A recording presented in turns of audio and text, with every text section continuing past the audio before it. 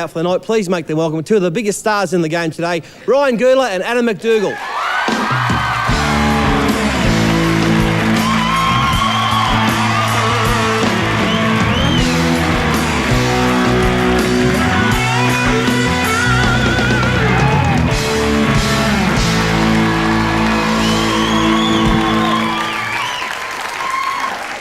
Welcome, Ryan. Thanks, Fatty. Looking good. You too, mate. Thanks very much. Welcome, Adam. First time ever hosting on the show, mate. Congratulations. Thanks, mate. Could be the start of a big night for you. Now, you're a big croc hunter fan. We know that. You've got your own story to tell about croc hunting. Yeah, well, last year I went to Thailand and didn't really have any good photos to bring home and show the parents, and it was running out of time, so I went to this crocodile farm and I tried to bribe the guy to see if I could get some good photos, and paid him $200 to sit on a crocodile, and pretty stupid thing to do. But is it alive or is it dead? No, it's alive, and probably one of the stupidest things I've done. And a few weeks later, another guy was stupid enough to bribe him, and unfortunately, he didn't come home. So these things happen, but I was lucky. Now, are you back this week? Yeah, back this week. Had a bit of a sore groin, but it's been well rested, and looking forward to the challenge. Okay, and the Sharks up there on Sunday, going to be a difficult one, but it's a nice game to come back in. Yeah, it is a good game. You always want to play against the top teams, and Cronulla are one of the best teams in the competition. Got a lot of quality outside backs, Colin Best and the likes of David Pt2 and stuff. So tough challenge for us, but I'm sure we're going to be up to it this Sunday.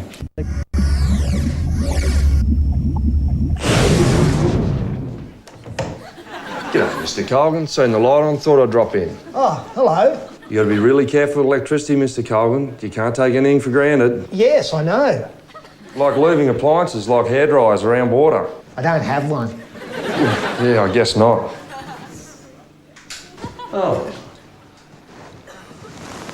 And never talk to friends on the phone in a thunderstorm. I don't have any friends.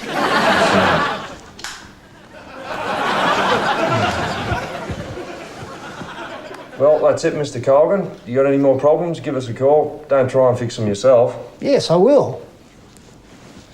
That's 12 light bulbs, you owe me.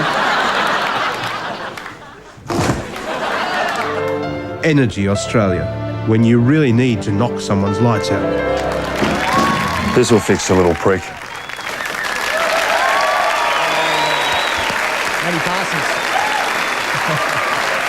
Good on you. And a big thank you to Matty Parsons. Good on you, Matt. One of the greats. Doesn't he look like the bloke? He does, and you look like the old bloke too, just quite. You're a dead ringer. What about when he's gone with the painting? That's actually at my house. When he's gone with the painting and come down, he's taken half the roof with him, and he said, "Oh, sorry, Still, is that all right? Like, what are you going to say?" Yeah, mate, right. Good as gold. Yeah, got another roof out there if you want to wreck it. Yeah, no problem. Now, Paul, I have got sort of a play of the week here, but it's just looking into the incident with Brett Finch, where 20-all, under a minute to go. Want to give Brett Finch a rap, firstly, because with under a minute to go, he is still thinking, I want to win the game here. This is the guy we're talking about.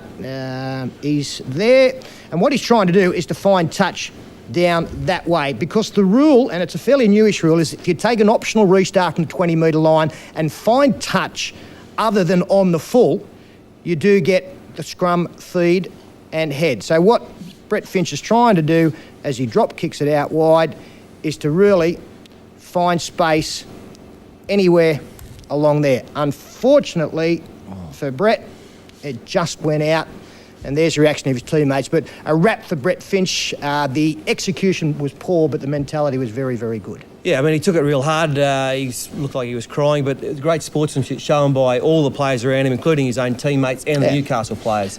And he'll learn a lot out of that, Brett. Yeah, good young kid. Exactly right. Really good young kid. Yeah, yep. Dukes, you know him well. He's got a future. Yeah, great player, Finch. He used to be our ball boy, actually, so he's got a great little player, got a big future. I think Joey helped him out a little bit too, didn't he? It only cost them 1 point. Yeah. They were going to have 1 point from a draw anyway. If you want to go and see the Nevilles, everyone's favourite band, terrific band, you can catch them at these places. You can go to... on Good Friday, you can go to... Culburra Bowling Club. Narooma Golf Club. And Drummoyne Rowers Club on Easter Sunday. Terrific band, and geez, I have to go back to school and learn how to read. No, they are good. Well, that's the end of the show for tonight. Please, Adam, you've done really well for your first show tonight. Please thank Adam MacDougall. Ryan's absolutely killed it. Thank you, Ryan Gidley. You're almost a regular. Would you like to be?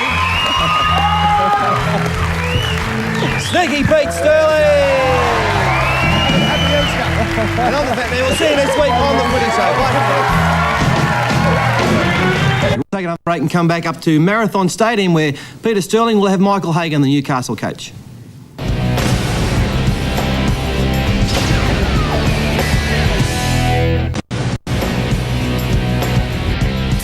Welcome back. Well, big game there today up at Marathon Stadium where Newcastle are at home to the Sharks and pretty close, aren't they? Newcastle running fourth on 11 points. The Sharks, number 6 team on 10 points. Both teams have been playing pretty well.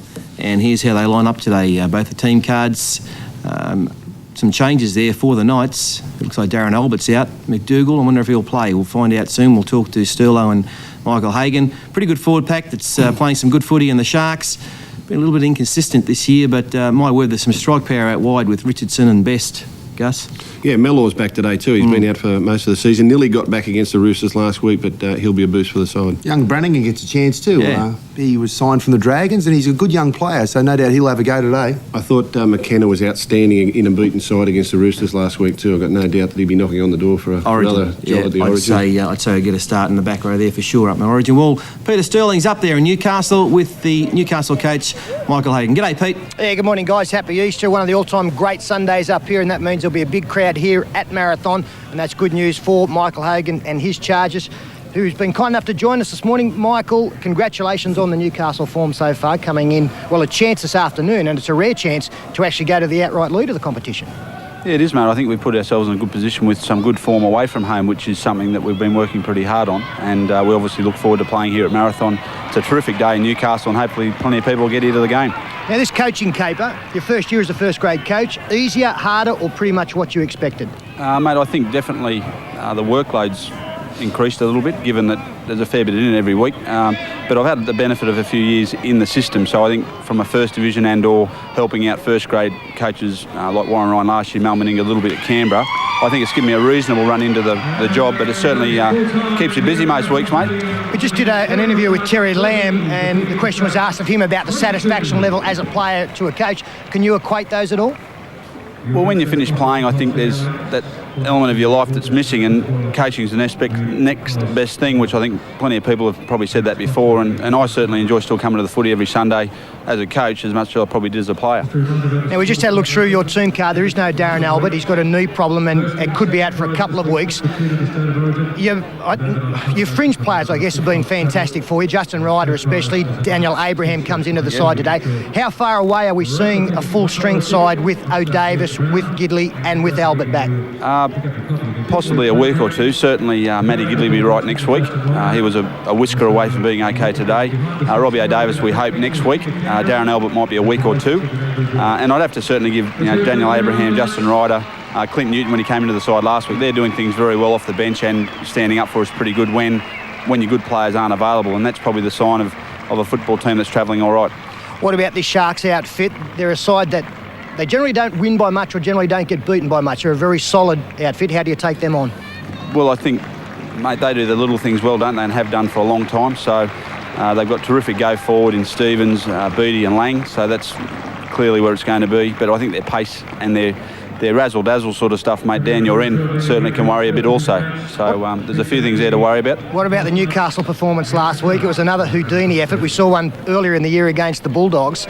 It was a game where I thought the other team, probably over 80 minutes, may have been a little bit better, but you still got the money, and that's got to be a confidence builder. Yeah, mate, I think Canberra certainly played very well, and we knew they always play well against us down there for some reason. We've had any number of close shakes at other times, so it's nice to get an ounce of luck to get something. We've been there 8 times for nothing. So, but I thought our blokes hung in pretty well, mate. If you look at, we were down by 12 and they hung in and they got back to level terms. And even with 10 to go, I thought we finished pretty strong. So I think we're in good nick. And we've got enough good players that can score points. Andrew I thought was terrific. Ben Kennedy, who scored the final try. Sean Rudder's doing things very well around there for us. So I think we've got enough good players travelling all right at the moment. Well, as I said, a rare opportunity for your side to take the sole lead of the competition. Good luck this afternoon. Beautiful day for a win. Thanks, Pete. Thanks, Michael. Fatty, we had a look look through the team card there, you saw that Darren Albert was out. For the Cronulla team, a few dramas around the hooker area. No Dean Treaster, no Shannon Donato. Scott Murray probably would have come into contention. Young Mark Kaplan, who's the first division hooker, he comes into the side, and off the bench goes Donato, and Ben Samet, who was a former Cronulla player, went to England, is now back at the Sharks, goes on to the interchange bench. The referee this afternoon is Tony Archer, and this should be a very, very entertaining clash here at Marathon. Thanks, Petey boy. You enjoy your game up there today, and excuse me, we'll look forward to hearing your call a bit later in the day at 4 o'clock. Newcastle taking on the Sharks. Peter Sterling up there at Marathon.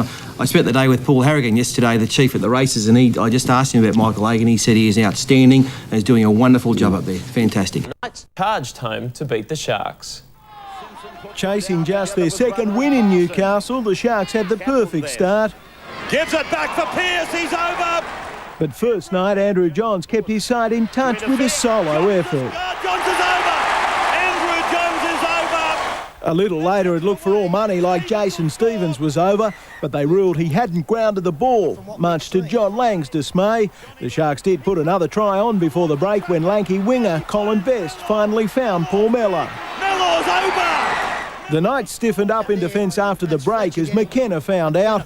Another blow, this time legal, when Justin Ryder skirted the sideline before Tahu scored.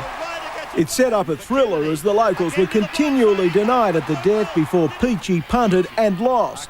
No penalty, the Sharks made to pay by bargain buy Julian Bailey. The game over and out when Johns put up a kick and Peden pounced. Patrick Mollahan, 7 News. Also, the Knights beat the Sharks to lead the competition outright. The Newcastle Knights are the outright competition leaders after beating the Sharks this afternoon at Marathon Stadium.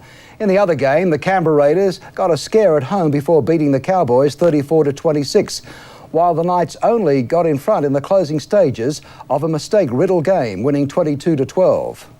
The Sharks turned up at Marathon Stadium committed to burying a hoodoo. They had only won once at the ground in 8 years. Gives it back for Pearce, he's over. It was just the start the Sharks wanted, but then Johns stepped up. Johns is over. There were complaints Johns only scored because Stevens moved out of the defensive line to remove a second ball, but the four-pointer stood. A short time later, Stevens was again in the thick of it. But this time, no try. Yeah, that's on the line for mine. I think it'll be a try. Then, just before the break, the Sharks couldn't be denied, with Best making it easy for Mellor. Mellor's big, Mellor's over. The defence was tough. That's Fletcher getting McKenna flush. And desperate. But with the premiership lead up for grabs, the Knights took the points.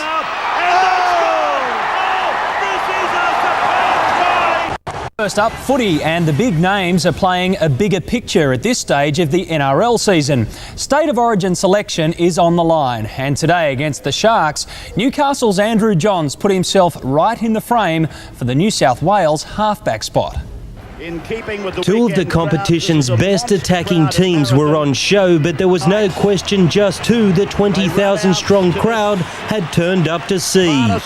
Newcastle captain Andrew Johns playing to secure himself a home win and the New South Wales number 7 jersey. But an early penalty against Matt Parsons for a high tackle gave the Sharks a shot at first points. The Sharks continued to attack, sustained pressure leading to the first try to Andrew Pearce. Gives it back for Pearce, he's over. But another penalty gave Newcastle a chance to strike back. Referee Tony Archer under fire when he pinged Paul Mellor for impeding Adam MacDougall. But one man not complaining was Newcastle's captain. The champion halfback proving his strength as a player isn't confined only to finesse. The Sharks had a try disallowed when the video referee ruled Jason Stevens had been stopped centimetres short. It didn't impress their coach, but in the final minute before half-time, John Lang had reason to celebrate. Now he finds Mellor. Mellor's big. Mellor's over. Troy Fletcher was in trouble for a high shot on Chris McKenna, but Newcastle recovered. Johns again playing a hand in the first of 3 second-half tries. Tahu's in to score. Just a perfect pass by Andrew Johns. But But it didn't end there. Next trick, the banana kick. Billy Peden collecting a John's bomb and closing out a 10-point win. Back, he's gone for the banana. And that's scored! Oh, this is a superb try. Billy Peden scored. Johns has gone for the banana kick, and it's worked perfectly. Amazing. With 10 minutes to go, the Knights trailed by 2, but 2 tries in the last 7 minutes did the job. Now, the Sharks haven't won in Newcastle in 13 years. The Knights are on top of the table, but coach Michael Hagan is urging his players not to lose their focus. Leading the comp gives a warm, fuzzy feeling, I suppose, but doesn't really mean a great deal after round 9. It'll mean a lot more to us after round 26. Well, I thought we were the better side for the first 73 minutes of the game, but we didn't come away with the points. That before now, here's the standings after 9 rounds. Newcastle alone on top. The Sydney Roosters win over Brisbane puts them level with the Premiers. Parramatta alone in 5th and Canberra rounding out the 8. The Northern Eagles' disappointing form continues, while the Warriors and Penrith will complete round 9 tomorrow. Marathon Stadium on Sunday, and the long-awaited first appearance for Matthew Gidley this season. The competition pace setters clashing with the West Tigers. The Tigers were thumped in this corresponding game last year. I think they ran in something like 11 tries, the Newcastle Knights, from memory. Tigers getting 15.5 start. Of course, Newcastle got home over the top of you last week. Yes, I think Newcastle will continue on their winning way here. But I was just happy the way they just kept on scrambling. We had so much ball in that first half against them last week, and they just kept on scrambling and turning up, and any other team might have just sort of rolled over, but they came back strong in that second half. Note that Matthew Gidley was due to come back through the bench, Roy, but of course Robbie O'Davis has once again succumbed to that hamstring injury, so Mark Hughes goes to the fullback position. Matthew Gidley comes into the centres. Glenn Grief is back. Tough game for Gidley, only a couple of weeks out of State of Origin. I'll just hope he doesn't make the mistake of coming out and trying too hard. Coming back 1 week too early. Well, had he been playing for West Tigers, he'd be coming back via President's Cup. Exactly. Far too good a player to do that. The Tigers side, well, of course... Kafusi's in, Junior. Beautiful. I'm glad they've picked him. He's an excitement machine. He plugged the gap pretty well when Hopewade was out. Kafusi scoring a couple of tries. Scandalis there. Luke O'Donnell and Tyron Smith coming back. So, what do you do? They're a pretty strong forward pack, aren't they? But the Tigers, it's a big challenge up there at Marathon, Chris. Yeah, it is. Yeah, like I said last week, they beat us. And but you never know. The Tigers on their day, they've got a big set of forwards.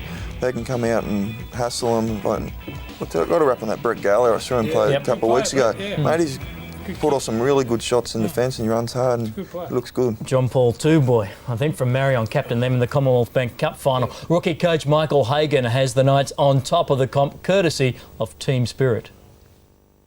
I think there's a pretty good feeling in the camp. I think there's a fair bit of spirit in the football team. There's an enormous work ethic at training and in games, and if you look at some of the efforts defensively in the first half, they're really working pretty hard for one another. And I think that's basically they're able to be patient and hang in this new interchange rule, which I think is great for the game, but certainly suiting us as good as anyone else. Can you explain that more? Why do you believe that? Well, I just think we've got the type of personnel that look for work and that look to work hard in games of football. Our pre-season, we had a number of blokes that worked terrifically hard in that time, and I think that's sitting us in pretty good stead at the moment because we are able to finish games off pretty strongly. Hard to believe it. Newcastle on top of the competition table for only the second time since they came into the competition way back in 1988. Even the year they won the competition, 1997, they were never on top of the competition table. Michael Hagan doing a very good job there. Now, Newcastle flying high on top of the comp. They've got a big game up there on Sunday against the West Tigers, who have also been going pretty well. And 2 of their stars join us. Matt Gidley playing his first game of the year, and also Justin Ryder. Welcome, boys. Hey, guys. Up and in here in Newcastle. First of all, we've heard a story today that all your jumpers got stolen from the laundromat. 51 jumpers, gone. Yeah, I heard that at training this morning. It's the first I've heard it, but it's a bit of a drama for the weekend, yeah. So have you got some for the weekend, do you think? Be skins and shirts. Well, yeah, I don't know what we're going to do. I heard they returned 10 of them, but 10 blokes were short of a jumper anyway. Now, Gids, your first game back, you got hurt in the trial against Parramatta. Could you have played last week? I probably could have still, but I mean, being the centre is a little bit hard. I mean, if I was a back rower, you know, I probably could have got through the game. But, I mean, this extra week, the way it's improved has been really well. So, you know, I'm probably glad I did take the extra week now. Now, Justin, congratulations on your season. You've just been a revelation up there. It must be particularly difficult for your preparation to be in the team, then all of a sudden you're out of the side and then a late recall. How difficult has that been to handle? Mate, the first couple of weeks were hard, but you get used to it, mate. Being a part-timer, I started the year as a part-timer, mate. I ended up getting used to it, so... Didn't have any choice, really, did you? Nah, mate, just gibbering on. Justin, do you hate it when commentators actually call you the Night Rider? Mate, I love it, Fatty. Mate, my uncle calls me Kit, so... Kit, all right. We'll keep that going for you. He's the Night Rider. Thanks, mate. You're playing great footy. Justin, keep it up. Ling, mate. Matthew, you've been out all season. The Knights are flying. How can you improve them? Yeah, I don't know, Langers. I mean, it's it always makes it easier in the sideline when the side's going so well. But, I mean, I don't know. Hopefully I'm back in the side this week. Hopefully I can add a bit of spark somewhere and take a bit of pressure off blokes like Joey and Sean Rudder. So, you know, I'll do my best. I've got a question for Justin. You mentioned you're a part-timer. What do you do other than football? You have a full-time job or part-time job somewhere, I understand? Mate, part-time job. I work at Wyong Leagues Club, mate. I do about 1 or 2 shifts a week, normally a Wednesday, and if we play a Friday or Saturday, I work on Sunday. What do you do? What do you do there, actually? Mate, poker machines, pour you play drinks. the pokies? Mate, occasionally do a strip. Are you a natural, redhead? Mate, I am, mate. I went blonde for a couple of years because couldn't pull the woman, but, mate, I got a girl now, so I'm going back to red. Nothing wrong with being a big red, let me tell you. Gids, last year the Knights seemed to struggle in the close games near the end of games, and this year there's a different attitude. They don't panic. You're sitting on the sideline. What's been the change? Has it been Michael Hagan or just maturity of the team?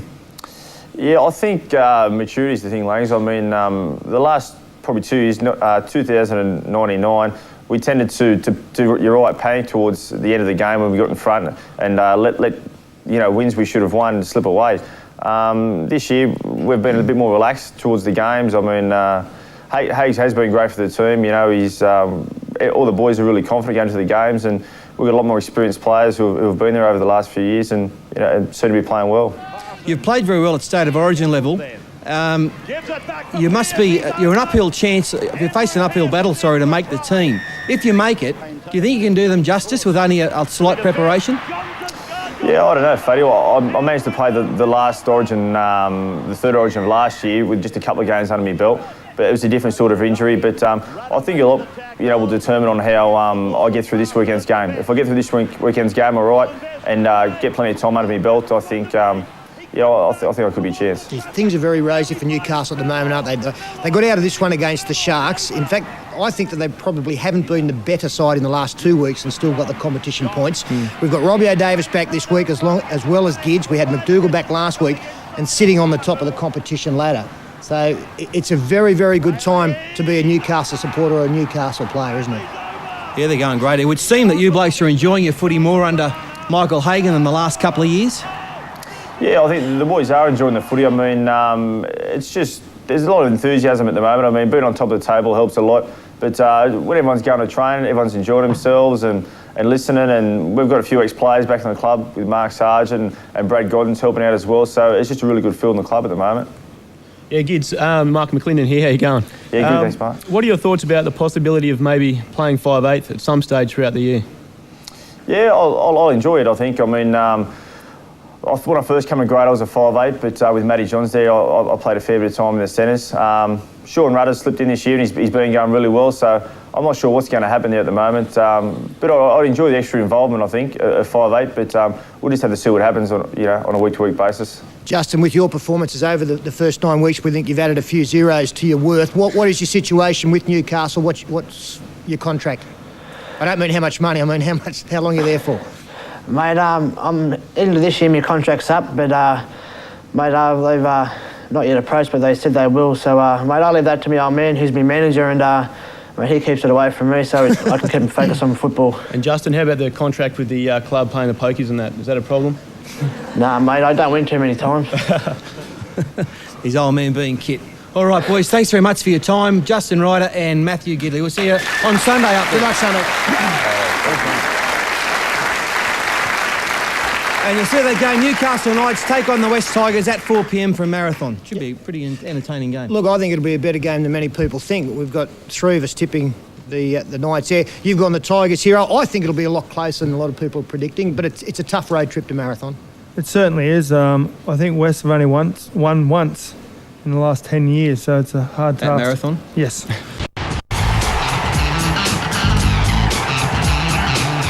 And welcome back to the Sunday morning footy show. And what you can see there is the Tigers' first division mascot. And the reason you're looking at that is because Around the Grounds today comes to you from the much maligned visitors' dressing room at Marathon Stadium. Fair dinkum, fellas, this is like something out of the 1920s or 1930s. I hope someone from the state or federal governments is watching and they pay a visit to Marathon Stadium sometime in the future, because it's a fair dinkum joke. The top quality athletes have to prepare for big matches in this sort of situation. When the Tigers arrived here this morning, water all over the ground, it leaks, and the facilities outside, the people of Newcastle deserve something better. That's my editorial to start Around the Grounds today. Ben back, chance on the left-hand side, had Black put it through the hands. He beats a tackle, tries to outpace Shafovsky. Ben, tell us about your junior career first of all. You're always a Manly boy. Yeah, I started my career at Manly in the under-14s, upper grade in Harold Matthews. I played there for about 4 years at Manly. Started from Harold Matthews, then to Jersey Fleet. So it's been, been a great challenge for me, like at Manly, now at the Tigers. So. What about your career as a ball boy at Manly? Yeah, I was a ball boy in 96 and 97 when Manly won the grand final versus St George. That's a big buzz for me, But now it's even bigger walking out on the field like on Sunday. On a personal level, how big a match then is Sunday? Playing against Newcastle, playing against Andrew Johns, and out of all of this, you were the ball boy when Manly played Newcastle in the 97 grand final. All of that mixed together. Well, yeah, it's a very big game on Sunday, Joey is a freak, you got, how do I say it, like you said, when I was ball boy in 97, he battling an injury, he came out of hospital and he showed what he's made of, and this Sunday is going to be very, very big for me, I've looked up to him all my life, and this is the day I've been waiting for, actually playing against him, so. We're not overstating things to say Andrew Johns is Ben Black's hero, or has been, as you've grown up as a footballer? Yeah, he's been my hero, I'd love to play like him, but that's you can't do that, he's just too good. But I just can't wait to actually play against him or run out in marathon and actually see him on the field opposite me. Every kid's got a dream like Ben Black. He's living his at the moment, taking on Andrew Johns today, and I hope he plays very well up there for the West Tigers. We'll take another break and come back. Peter Sterling up there in Newcastle with bustling Billy Peden.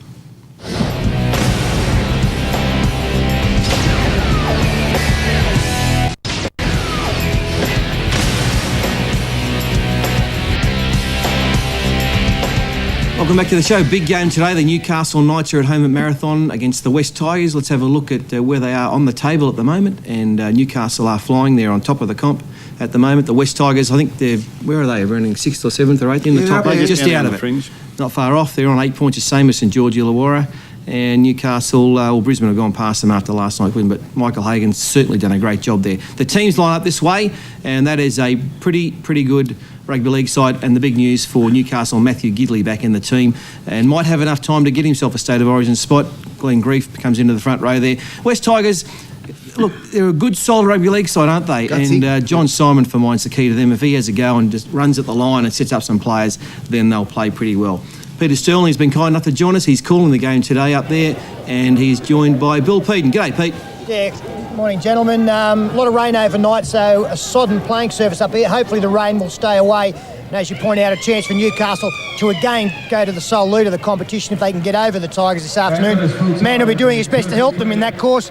Here's Billy Peden. Thanks for joining us this morning, Billy. And congratulations on your form and the team's form. How much confidence in the camp does it give to the team, knowing that after 9 rounds, your side has been the most consistent of all? Yeah, I suppose at this time of year it's not that important, but it is a nice boost for the confidence, and to be there is just a good thing. It just goes to show we don't have to chase everyone. We're at the front, or hopefully at the end of the day we'll be in front, and it just takes that little bit of pressure off. You've won 4 in a row, the first team to do so this year, but in my opinion, with all due respect, probably the last 2 weeks, you may not have been the better side in both of those games, yet got the money. That is a very, very good sign. Yeah, that's encouraging to not play your best and get away with a tough win. And we've done that in the last 2 weeks has been tremendous, and obviously the boys realise we've got to improve a little bit, but it is good to know that we can tough out a close game. A real difference in experience with your coach of last year, Warren Ryan, and Michael Hagan this year, but has much changed in the camp? Not a great deal. Obviously, Hags has got his fresh ideas that the boys are enjoying, but we've played probably a similar way for the last couple of years, and not a lot's changed. It's just Michael's little personal sort of attributes here and there that the boys are learning from, and he's been terrific for us. One change that did take place was Matthew Johns leaving at the end of last year. You'd have played pretty much all of your football with both Andrew and Matthew. How different has it been just having the number 7 there? Yeah, obviously, probably for me more than anyone else, it was hard because I used to run a lot off Matthew, and we were pretty good friends. So it was very sad to see him go, but that's football, and you've got to carry on. And Andrew's sort of stepped up to the plate this year, and obviously playing the house down. I think he's in front of all the player competitions this year, so he's really took the bull by the horns and leading the side well, and I think it's just easier for us blokes to follow when you've got a bloke like that leading the way. What about this West Tigers side? They've been very inconsistent of late, but it wasn't that long ago they knocked over the Raiders, so they're very capable on their day. My word, yeah, you can never take any side for granted this year, and especially the Tigers. They've had a couple of unusual sort of weeks and always bounce back to win afterwards. So, we'll really have to be on our money to get the points today. You're one of only 2 players last year to play all 28 games for the Newcastle Knights, along with Mark Hughes. The new interchange, how does that suit you? I would have thought you would be an ideal player in this new system. Yeah, well, actually, I think it's great still. You get the bigger blokes out there, and they have to work a little bit longer and get a little bit tired, and hopefully that gives the smaller blokes and a little bit of a chance to see a few gaps here and there. So, I'm really enjoying it, and I think most of our boys are. I know that it's difficult to talk about, but getting towards the end of your career, I think you're 31. What is in the future for Billy? What is your contract situation here, and how long would you like to continue? Well, I'm signed up for this year and next, and I'll just see how the body goes as I'm going along. I feel fine now. I feel probably the same as I have for the last 5 or 10 years. I don't feel too bad, so I'll just see how it goes, and if it becomes a problem, I'll knock it on the head. Well, mate, good luck this afternoon. You're one of our favourite players. Continue on. Good of Billy to join us this morning. You did point out there has been quite a number of changes for both teams, probably more so for Newcastle. Very wet conditions up here. Hopefully the rain will stay away. Paul Simpkins officiates this afternoon. Thanks, Pete, up there with Billy Peden at Marathon Stadium. And what about these games today? You're very harsh, mate. You're harsh, hard but fair. Imagine what he does to me. Look, Newcastle Knights I've been really impressed with this season. Normally they've been very flamboyant, great attacking side, and but when they couldn't get to play their own style of play, they were a little bit kleiner. But really this year they've got this real grit and determination. They've been grafting out close wins, and that's a tribute to their coach Michael Hagan, and they'll be a little bit strong up there today. But I expect the West Tigers to be very, very physical. They've actually got a chance to move into about 6th spot. The West Tigers, if they can win today, they can leapfrog the Warriors and the Raiders and St George Illawarra, who were beaten last night. It's Rudder from Newcastle 5'8". At the start of the year when Johns left, there was a big gap to fill, and I think he's done it. Playing well, he's an unsung hero of their team, and he's going really, really well. And also too, Perry and Simpson, the forwards. I was a bit worried about Newcastle losing all this strength with Butterfield, but they've stepped in really well. I think Newcastle will win that one, and I will tip Melbourne. I think it'll be a close one, but I think Melbourne. Yeah, I think Melbourne are specials down there today. Mark Murray's done a great job in the couple of weeks he's been there, and I think they'll beat the Roosters without Brad Fittler. You can't possibly tip the Roosters, and Newcastle will beat the West Tigers, Gus. There you go.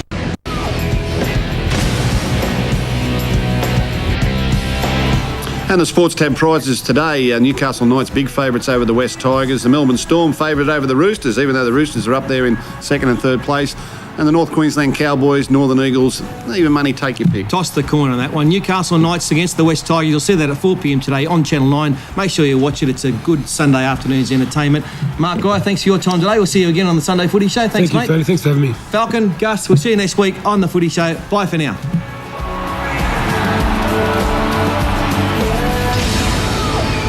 This has been another presentation from Nine's Wide World of Sports. This program was proudly brought to you by Retrovision and the new Holden Ute. Create a storm. Drive on. Fans enjoyed a tri-fest at Marathon Stadium this afternoon as Newcastle took its winning streak to 5 matches with a 50-point demolition of the Tigers. Things didn't look good for the Tigers from the outset, and in defence things were even worse. Adam MacDougall finding plenty of space for the Knights' second try after 15 minutes. It is bordering on embarrassing for the West Tigers. The Tigers regrouped and at times looked promising, but they had trouble getting the ball over the line. No such problems for Newcastle, who kicked up a gear in the second 40. Flick out the back for Tahu, a step off the right foot. The Knights piling on 6 unanswered tries to maintain top spot on the ladder. Passes back inside for Bailey. Knights did it much easier, scoring 10 tries to 1. Newcastle directed most of their attack down the Tigers' left side, and their homework soon paid dividends. First Hughes went in untouched, then MacDougall just couldn't be stopped. MacDougall will go all the way to score for the Knights. An opportunist try to Carlaw gave the Tigers a much-needed lift, and if Simons hadn't missed his chance, the visitors would have hit the lead. John Simon overruns the football. Newcastle came back with what's now a familiar play. Still, the Tigers were caught in the trap. Oh, that's too easy. The second 40 was completely one-sided, with Johns guiding the Knights to a 50-point win. Newcastle went back to the top of the comp with a 50-point mauling of the Tigers. Andrew Johns again calling the shots, trying to put Tamana Tahu in early. The Tigers went backwards all day in the face of tough Knights defence. Mark Hughes had already crossed before Adam MacDougall continued the rout. For the Knights, it is bordering on embarrassing for the West Tigers. The final tally 10 tries to 1 as the Tigers suffered their worst ever defeat. John Simon an early entry for miss of the season. Justin Ryder a shoe-in for tackle of the season. And as if the scoreboard wasn't bad enough for the Tigers, things got worse when John Carlaw broke his nose in this tackle with Mark Hughes. John Carlaw's face is a mess. Yeah, the centre is unlikely to face Parramatta next week, with coach Terry Lamb considering wholesale changes. It might force my hand a little bit to make some changes, give some of the younger players at Balmain and Western Suburbs a chance, and they'll have a chance this week. I just think across the board everyone's doing their job well for us, so it's hard to wrap everybody, but they certainly, as a team, are playing very well together as a unit. Do you look at the video, or do you throw it in the bin and say, listen, let's forget about that and concentrate on next week? I dare say it's a horror movie, so we'll be looking at the horror movie on Monday tomorrow. Saturday night, it's the Dragons against the Knights. Good game, this one. Still no Craig Smith for St George Illawarra, while Newcastle are getting back to full strength. In fact, give them their due, Newcastle. They've won their last 5 with not their best team out there. Jason Hooper, well, unfortunately, tragic news for Hooper, renovating his house, and he had a accident with not a chainsaw, but an electric saw, and chopped off one of his fingers, and he had microsurgery to have the finger put back on. He should be back in around 6 to 8 weeks, so there'll be a reshuffle there. And of course, Coach Andrew Farrar hasn't made his mind up just who will play 5'8", so that will hurt. That's a tragedy at St George, because he is one of their better players this year. He's playing all positions. Yeah, workaholic, great player. Good-looking side now. Gidley with 1 run under his belt blocker. Wasn't he good last week? He's master at the one-handed flick pass. 3 miles all over. Yeah, back right-hand pass is incredible. Will they pick him? Of course, straight in. He'll be right centre. Yeah. Okay. No doubt about that. What a great player. It was great to see Matt Gidley back last week, and now he's ready for Origin 1. I mean, my main concern was just to try and get out there and play the whole game and get a bit of confidence back in my league, and I did that, and you know, as I said, the more I train and the more I play and get used to running and stepping again, the more confident I'll get. So I didn't really think about Origin. My main priority was just to play well for the Knights and get through the game. You know, I'm sitting there watching these other guys from other clubs like Robbie Ross and Terry Hill missing all these games. So it's not just happening to me, it's happening to other players. And the bad injury is hamstring, and let's just hope that Doc give me 3 to 6 weeks, and it's been 5 already. And the boys are having too much fun. I've got to get out there and have a bit of fun with them. Puts pressure on everyone to perform well, and that's what we want. I mean, we'd rather have that than have people struggling to come back. So it's looking pretty good for us down the track. He does some damage down that right-hand side of the park, and will do it in Origin 1. Now, is this man in rare form or what? Is it Mark Waddell or is it Andrew Johns? No, it's Joey Johns, again in the last minute of the game, scoring the final points for Newcastle. Is there nothing this halfback cannot do? He is a real entertainer. and the Novocastrian faithful up there loved every minute of it. And Joey Johns once again on fire.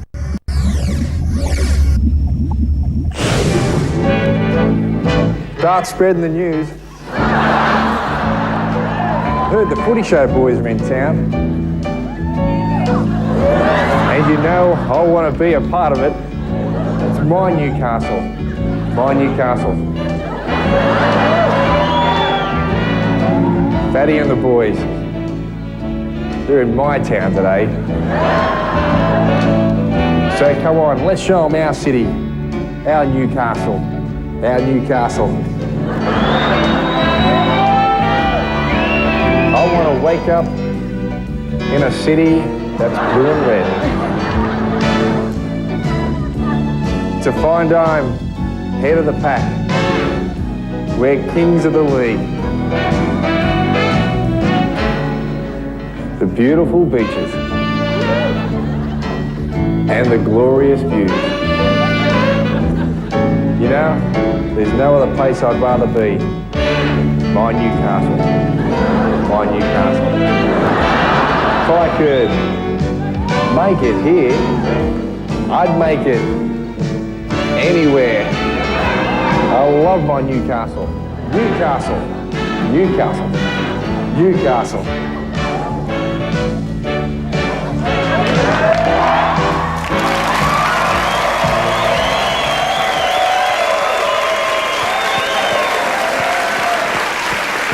Welcome back to the Footy Show, and we apologise for bringing you back to that melodic effort from Paul the Chief Harragon. That song just doesn't go away. It just keeps coming back, the song from hell.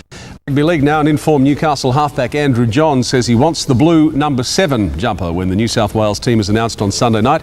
Johns says he'd rather come off the bench for the Blues than play hooker. With the latest, here's Steve Hart. Yes, Tim, that's the question. Andrew Johns or Brett Camorley in the New South Wales number 7. We'll know on Sunday night when the selectors make their decision.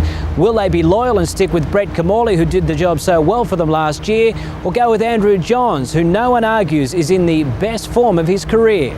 If they stick to loyalty, they'll pick him, and without doubt he'll do a good job. But you know, if they pick me, I think I'll do a good job. So either way they go, hopefully they can find a position for both of us. But hopefully I'll have 7 on me back. You never know. It's John's versatility that's probably his biggest enemy. He of course can play hooker, he can come off the bench and fill in a variety of roles, whereas Camorley is a specialist halfback. For the selectors, it's the luxury of having 2 of the best players in the world in their side. Johns argues though that playing him at hooker is a slap in the face for specialist hookers. It's not fair on other hookers. Danny Badiris, who plays for us, Luke Prittis, Simon Wolford, they deserve their chance. And I know playing hooker, it's a harder position on the field, and these players need to be rewarded for their good form. Andrew Johns will no doubt put further pressure on the selectors when he plays the St George Illawarra side at the Sydney Football Stadium on Saturday night. Want to collect all the heroes of league? This weekend in the Sunday Telegraph, receive your free official 2001 Rugby League sticker album. There's a page for every team with places for all your individual player stickers. The official 2001 Rugby League album, free only with the Sunday Telegraph. Sunday isn't Sunday without the Sunday Telegraph.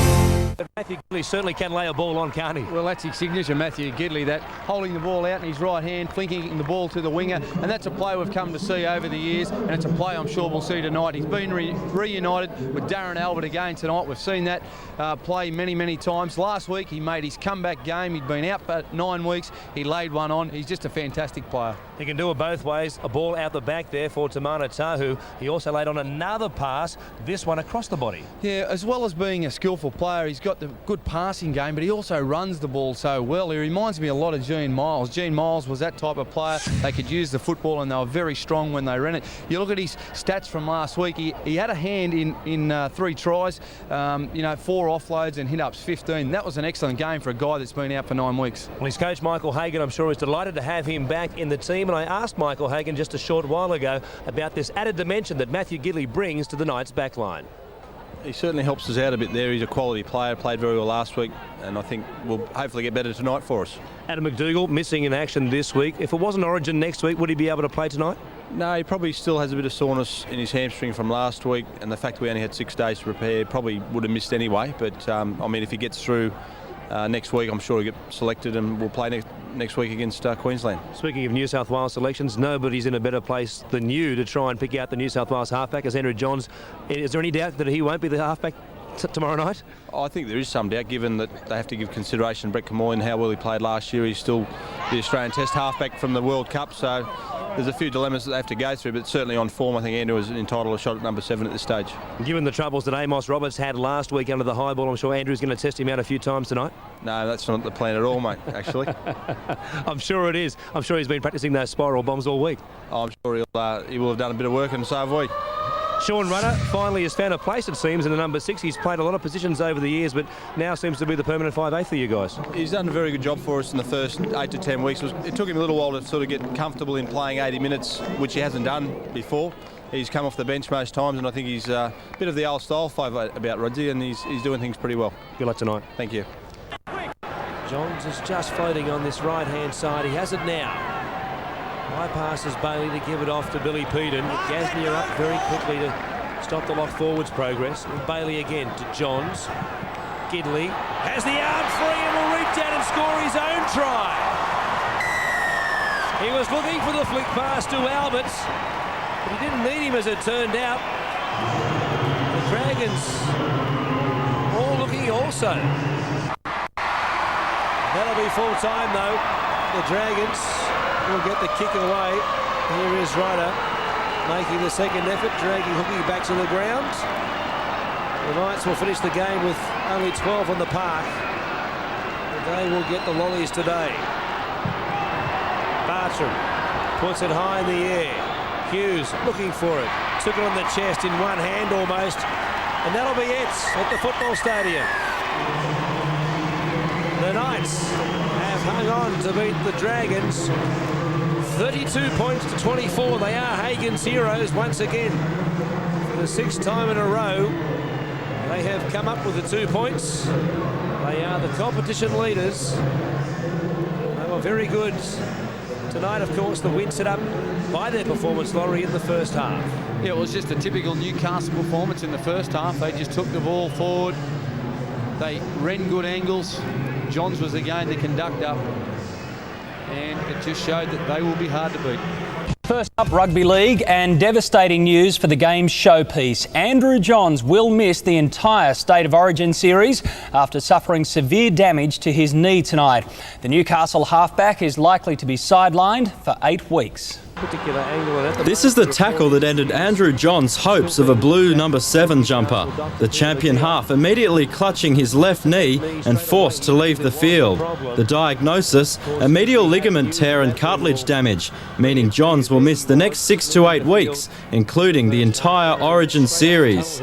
It was an unwelcome sight for New South Wales selectors, but Johns aside, there were other players looking to put their best foot forward in front of the respective selection panels. Danny Badiris, the first to shine. Passes in, Badiris, a short ball away to Glenn Grief, and they're in the first time they touch it. Jamie Ainscough went one better than the Knights hooker, the Dragons responding to trail 8-6. Just passes around the corner. Fantastic try. The action coming thick and fast. Darren Albert celebrating his late call-up with a try. Newcastle taking a 12-6 lead. St George Illawarra was finding it difficult to stem the Knights' attack. Mark Riddell on report for a late hit on Johns. Injury has restricted Matthew Gidley's season, but he did his best to make up for lost time. Has the arm free and will reach out and score his own try. Tamana Tahu adding to the Dragons' misery. The Knights simply rampant on their way to a 24-6 half-time lead. The Dragons were more committed after the break. Jason Riles going in to score before Wayne Bartram reduced the margin to just 8 points. Good, but they can't stop Bartram.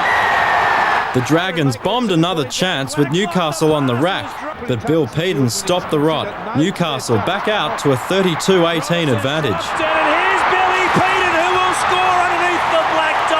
St George Illawarra bagged a late consolation try, but it was the Knights who grabbed the 2 competition points, regaining their position at the top of the ladder.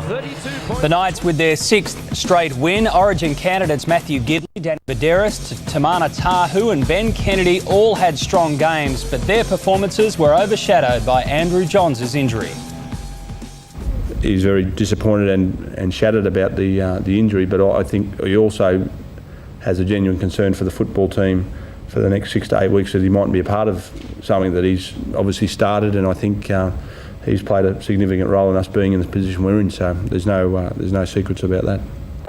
We spoke mainly about not giving them too many more points. If we were going to win the game, we had to stop them. So we let ourselves down a couple of times in the first half there. The second half, we sort of muscled up a bit defensively and gave us a chance of winning the game. All right, Roy, let's have a look at the league circuit. 1 week to go to the greatest show on earth for you. Yes, it is State of Origin. It's a wonderful time of the year, and the big story that's come over State of Origin, of course, in the last 12 hours or so, is the injury to Andrew Johns, perhaps the best rugby league player in the world, indeed the best footballer in the world of any code. And you're on fire today. He is sadly injured there. He's sandwiched in a couple of St George blokes. Unfortunate twist eye. I mean, he just put a hand on his head. That's just to delay the play the ball a little bit. But he is a serious medial collateral ligament injury to his left knee, and he's expected to be out for 6 to 8 weeks. And he's going to be would have been the key figure in the New South Wales team to play Queensland. The Queensland selectors were really hoping that they'd choose him as first receiver, which was where the New South Wales selectors intended to choose him. Now that position would probably almost certainly be taken by Kamali. Of course, the rugby league world is shocked by the news that Andrew Johns has suffered a serious injury and will miss State of Origin, probably the first couple. And the boys are all here to talk about that. Phil Gould, Peter Sterling and Mario Fennick. Welcome, boys.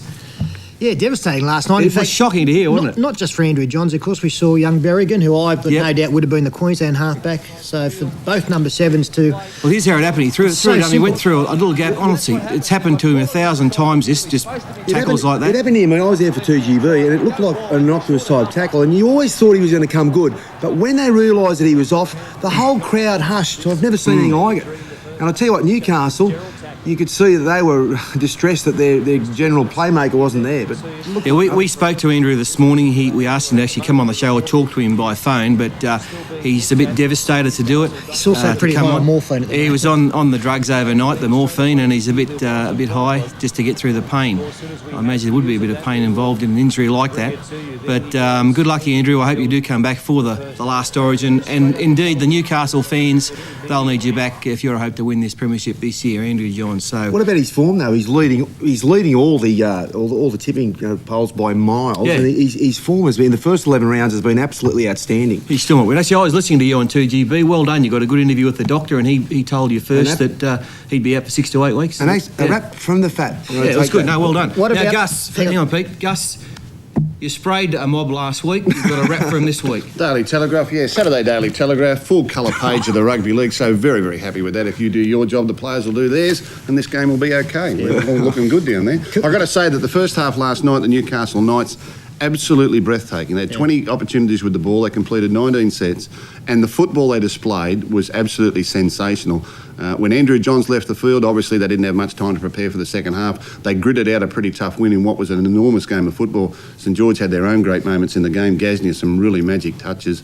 But the difference between Newcastle with Andrew Johns and without Andrew Johns was there for all to see last night. The good news is it's only going to be 6 or 8 weeks. All is not lost for the Newcastle Knights. He'll be back. Can we just talk about the halfback situations in a few different areas? Firstly, Newcastle. I guess young Donaldson may come up from the seconds, but there's talk that maybe Robbie O'Davis, when he comes back, well, he loves to play with the ball in his hands. He reckons he doesn't get enough at fullback, and as a kid he played a lot of 5'8" and half, so he could do that. The option they used last night wasn't such a bad option. I mean, Gidley to 5'8" and Rudder to halfback. They both know the team very well, and I thought at a time where it looked as though Newcastle had the wobbly boot on, Gidley actually guided them home a little bit with some strategic kicking and made some good plays. And of course Billy Peden came up with the one that broke their back up there, hassling the opposition, picked up a loose ball and went in for a try. But Gidley at 5'8" certainly gave them a lot of solidarity there. Gus, I spoke to Michael Hagan after the game. The bonus for Newcastle is the fact that now the Origin format has changed. He's only going to probably miss 3 Newcastle games as opposed to 6. So that's a bonus for us. Now, this was the play of the day. Fair thing, it was unbelievable. Watch Hughes. He puts the foot down now. This is a turning point in the game, I'll tell you that. Classic fullback tackle, wasn't it? Classic stuff. Congratulations to Mark Hughes. Also, 100 first-grade games quicker than any other player in the history of the game, and he is the life and blood of Newcastle in many ways because he doesn't have the profile of the others. This was... Mark Riddell being put on report. Oh, hang on. The linesman came on and said, this is serious, he's raised his elbow and he needs to be put on report. It was nothing, it was a bump, it was a collision. That's embarrassing. Alan Feller there, actually, the linesman, former West first grader. Well, hookers don't lie, mate. He normally does a great job on the sideline.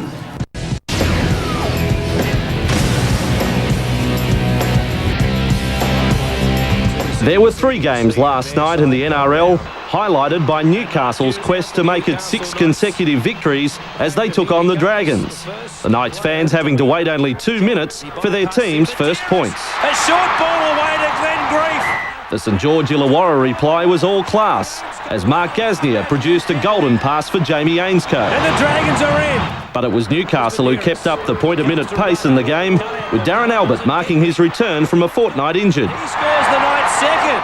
12-6 was to become 18-6 as Matt Gidley took another stride towards reclaiming an Origin jumper. Andrew Johns' conversion had Newcastle looking in control. That all changed just 3 minutes later in one fateful moment for Johns, the Knights and the New South Wales Origin selectors. Trouble there for Andrew Johns. While Johns limped up the tunnel with medial ligament damage that will see him out for the next 8 weeks, Tamana Tahu produced a dazzling burst for Newcastle's 4th try of the night. And they won't stop him. The second half began with the Knights having to adjust to life after Johns. Bill Peden, now the goal kicker and captain, extending the margin to 26-6. The Dragons' comeback then commenced with close-range tries to Jason Riles and Wayne Bartram. With 23 remaining, the Newcastle lead had been cut to 8 points. The post-mortem on the match will show the play of the game came in the 63rd minute with a try-saving tackle from Mark Hughes. Great tackle by Hughes. With 12 to go, the lights went out on the Dragons' challenge with one drop ball in front of their own posts. Here's Billy Peden, who will score. A try to Nathan Blacklock closed the gap again, but too late for a miracle. Newcastle beating St George Illawarra 32-24. Rugby League is first, and injuries to high-profile players created some serious problems for the New South Wales State of Origin selectors. The cockroaches falling like flies. Andrew Johns, Ryan Girdler and David Peachey all crash-tackled by bad luck. Now, Johns was ruled out last night, Peachey ruled himself out today, and Ryan Girdler injured his shoulder this afternoon. Selectors named this team a short time ago. The fullback is Mark Hughes, the wingers MacDougall and Ainscough, the centres Gidley and Michael De Vere. The 5/8 and skipper is Brad Fittler, the half is Brett Camorley. The lock, Jason Croker, second rowers Fletcher and Nathan Hindmarsh. The props, Jason Stevens and Robbie Kearns. The hooker is Luke Prittis. The reserve bench is as follows: Trent Barrett, Michael Vella and Ben Kennedy and Rodney Howe as well. Selector Bob McCarthy admitting picking the team was a tough ask, but there was only ever one criteria.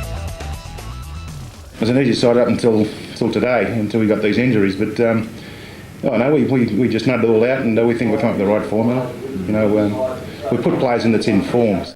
And we are still waiting for the Queensland team to be named. We'll bring you that as soon as we can. But of all the injury blows, there's no doubt the loss of Johns is the biggest, not only for the Blues, but for the series.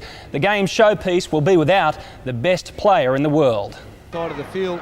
When Andrew Johns injured his knee in last night's victory over the Dragons, he also broke plenty of hearts. I think everyone was all but shattered when Andrew came off the field, from our point of view, on 2 counts, one of which it was an Origin issue and the other was obviously the football issue. As Johns settled into the unwelcome role as a spectator, Blues coach Wayne Pearce was desperately revising his tactics. Johns was pivotal to the New South Wales team's plans. Andrew would have been in the squad. You don't have to be Einstein to work that out. But like Queensland, who lost their playmaker Sean Berrigan to injury, the Blues realised the show must go on, even without the world's best player. We've got to realise that we're the current title holders. We're going up there on foreign territory, so we've just got to be as best prepared as we possibly can be. Even Johns' arch rival felt some sympathy on hearing the news. It's certainly bad news for him, and he's been on fire this year. So, despite the loss of Johns, the Knights managed to out-tough the determined Dragons and retain their place at the top of the table. Oh, what a night for the Knights against the Dragons. Gidley, in only his second game this season, was showcasing his skills. Others were trying to blunt Johns as he schemed for points. Gidley, but just too big and strong there for Willie. 3 minutes later, the Knights general was stopped in his tracks, snapping medial ligaments in his left knee. Trouble there for Andrew. Playing half in the State of Origin series, now a shattered ambition. Knee straight away, he knew there was a problem. At the break, the Knights were in front 24-6, but without their main man, the Dragons gained confidence. He's back out there reaching out and he scored. 2 tries got them within 8 points, but this tackle by Mark Hughes on Mark Gasnier inspired the Knights to a strong victory. Here comes Ryder, he couldn't get... As we reported earlier, the Blues camp has been rocked by the injury to halfback Andrew Johns. The Knights' premiership hopes have also taken a hit with the loss of their star playmaker. Friday night it was Berrigan, last night Johns. A nightmare weekend for the halfbacks. The tackle looked innocuous, but the shockwaves were felt either side of the Tweed. A full-on sight with the brace and crutches. The worst was confirmed, damaged knee ligaments sidelining the world's best player for 2 months. Before the injury, he'd steered the Knights to a handy lead, but the number 7's presence was sorely missed in the second half. A Dragons fight back got them to within 8, but the Knights held on 32-24. New South Wales and Queensland have gone into camp for the opening game of State of Origin with injury concerns for both sides. Darren Smith and Kevin Campion are in doubt for the Maroons, while the Blues are banking on Adam MacDougall passing a fitness test tomorrow. MacDougall had an MRI scan today on a lower back injury. The only concern at the Blues medicals was Adam MacDougall, who missed the weekend round with a lower back injury. The Knights winger is expected to play. No one has been placed on standby as yet. Say 80-20 at this stage, and we're going to make the decision on Tuesday. So Junior said he wants to know tomorrow, and if he can train at the session tomorrow, then he'll be playing. While Stevens was cleared, the NRL's crackdown on players lifting their knees in tackles will continue. Newcastle hit hard after last weekend's victory over St George Illawarra. Clinton O'Brien is facing a suspension after the NRL's Judiciary Review panel found he had a case to answer. And in a double whammy for the Knights, Matty Parsons has also been cited.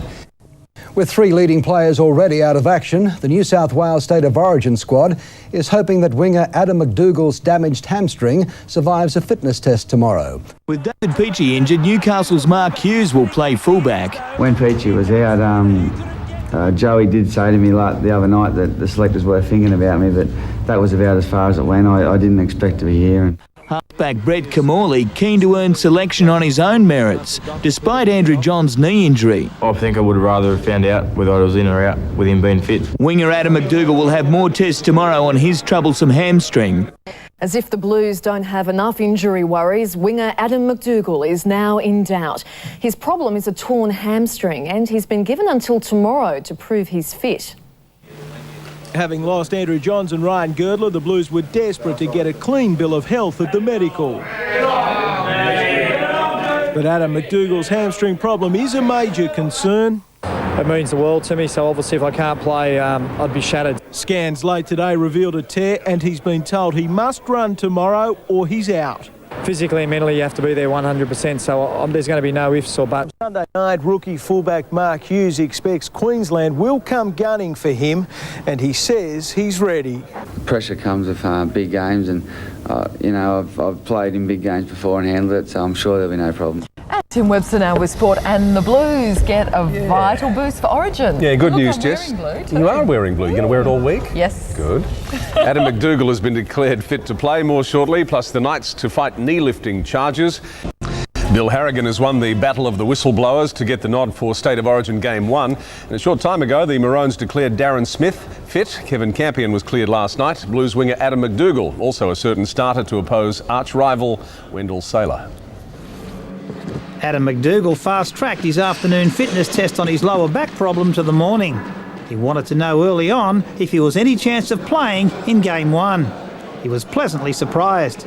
I was probably a little bit doubtful in my own mind that I'd get through this to play on Sunday, but I asked to do an extra session this morning just to give it a bit of a run, and I must admit I'm pleasantly surprised at how well it went. MacDougall thought a quick decision would benefit the team, and if necessary, his likely replacement, the Roosters' Anthony Minichiello. New South Wales coach Wayne Pearce, already down 3 key players including Andrew Johns, was relieved the experienced MacDougall was right to play. He had an extra 24 hours to prove himself, and he has done that.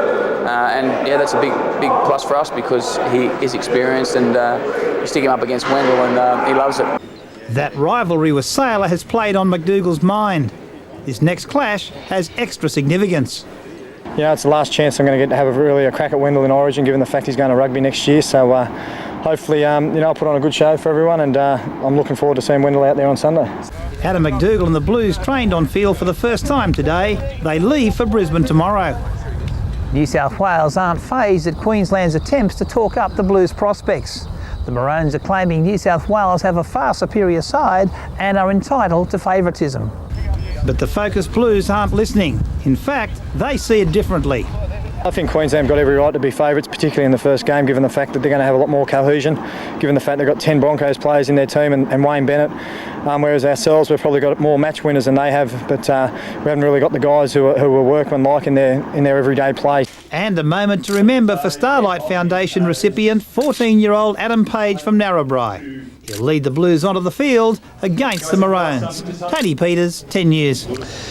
The NRL's controversial crackdown on suspected knee lifters will be challenged at the Judiciary tomorrow night. Newcastle forwards Clinton O'Brien and Matt Parsons are fighting contrary conduct charges from their game against St George Illawarra last Saturday. The Dragons' Craig Smith, of course, has been suspended twice this season for the same offence. Bill Harragon has been appointed referee for Sunday's opening State of Origin in Brisbane. Meanwhile, after losing 3 key players before the squad was even chosen, a boost for New South Wales today, with Adam MacDougall cleared of a strained hamstring. MacDougall ran freely indoors and outside this morning. The winger given the all clear on his hamstring this afternoon. He's now free to rekindle his rivalry with Wendell Sailor before the Queenslander switches codes next season. Yeah, it's the last chance I'm going to get to have a crack at Wendell in Origin, given the fact he's going to rugby next year. So hopefully, I'll put on a good show for everyone, and I'm looking forward to seeing Wendell out there on Sunday. Queensland is also injury-free. X-rays revealing no fracture in lock Kevin Campion's cheekbone. Centre Darren Smith now recovered from a groin strain. Bookmakers have already taken more bets on Game 1 of this series than ever before in State of Origin. The Blues favourites, but the champions believe they should be underdogs. I think Queensland have got every right to be favourites, particularly in the first game, given the fact that they're going to have a lot more cohesion, given the fact they've got 10 Broncos players in their team and Wayne Bennett. I'd rather they were favourites for sure, because that means our odds are better and I can have a bit more money. Oh, sorry, you can't bet yourself.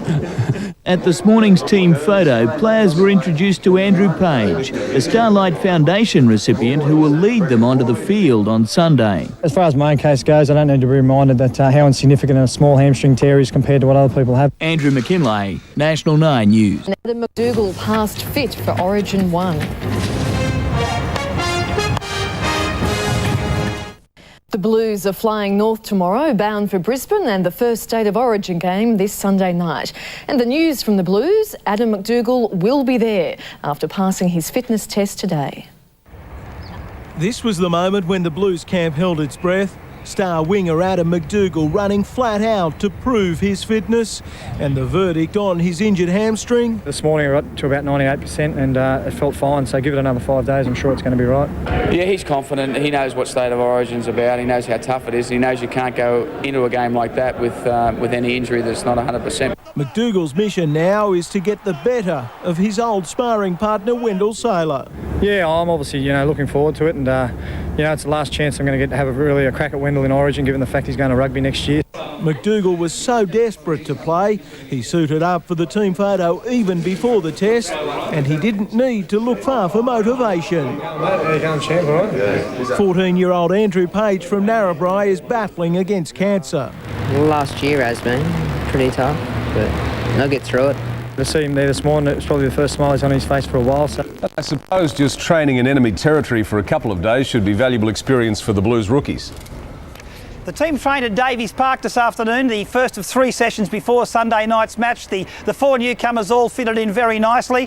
Needless to say, Tim, the man under pressure the most is going to be the young rookie fullback Mark Hughes. A very surprise selection to say the least. So much so that his dad, who's never been in an aeroplane before, is going to make the daring trip from Newcastle to Suncorp Stadium on the weekend to see his son go round. And needless to say, Tim, Mark Hughes will be a targeted man. Darren Lockie's a great kicker of the ball, as is Paul Green. So I'm going to have to handle that pressure the best I can, along with Jamie Ainscoe and Adam MacDougall. So, we'll do a bit of practice through the week, and I'm sure I'll come up all right.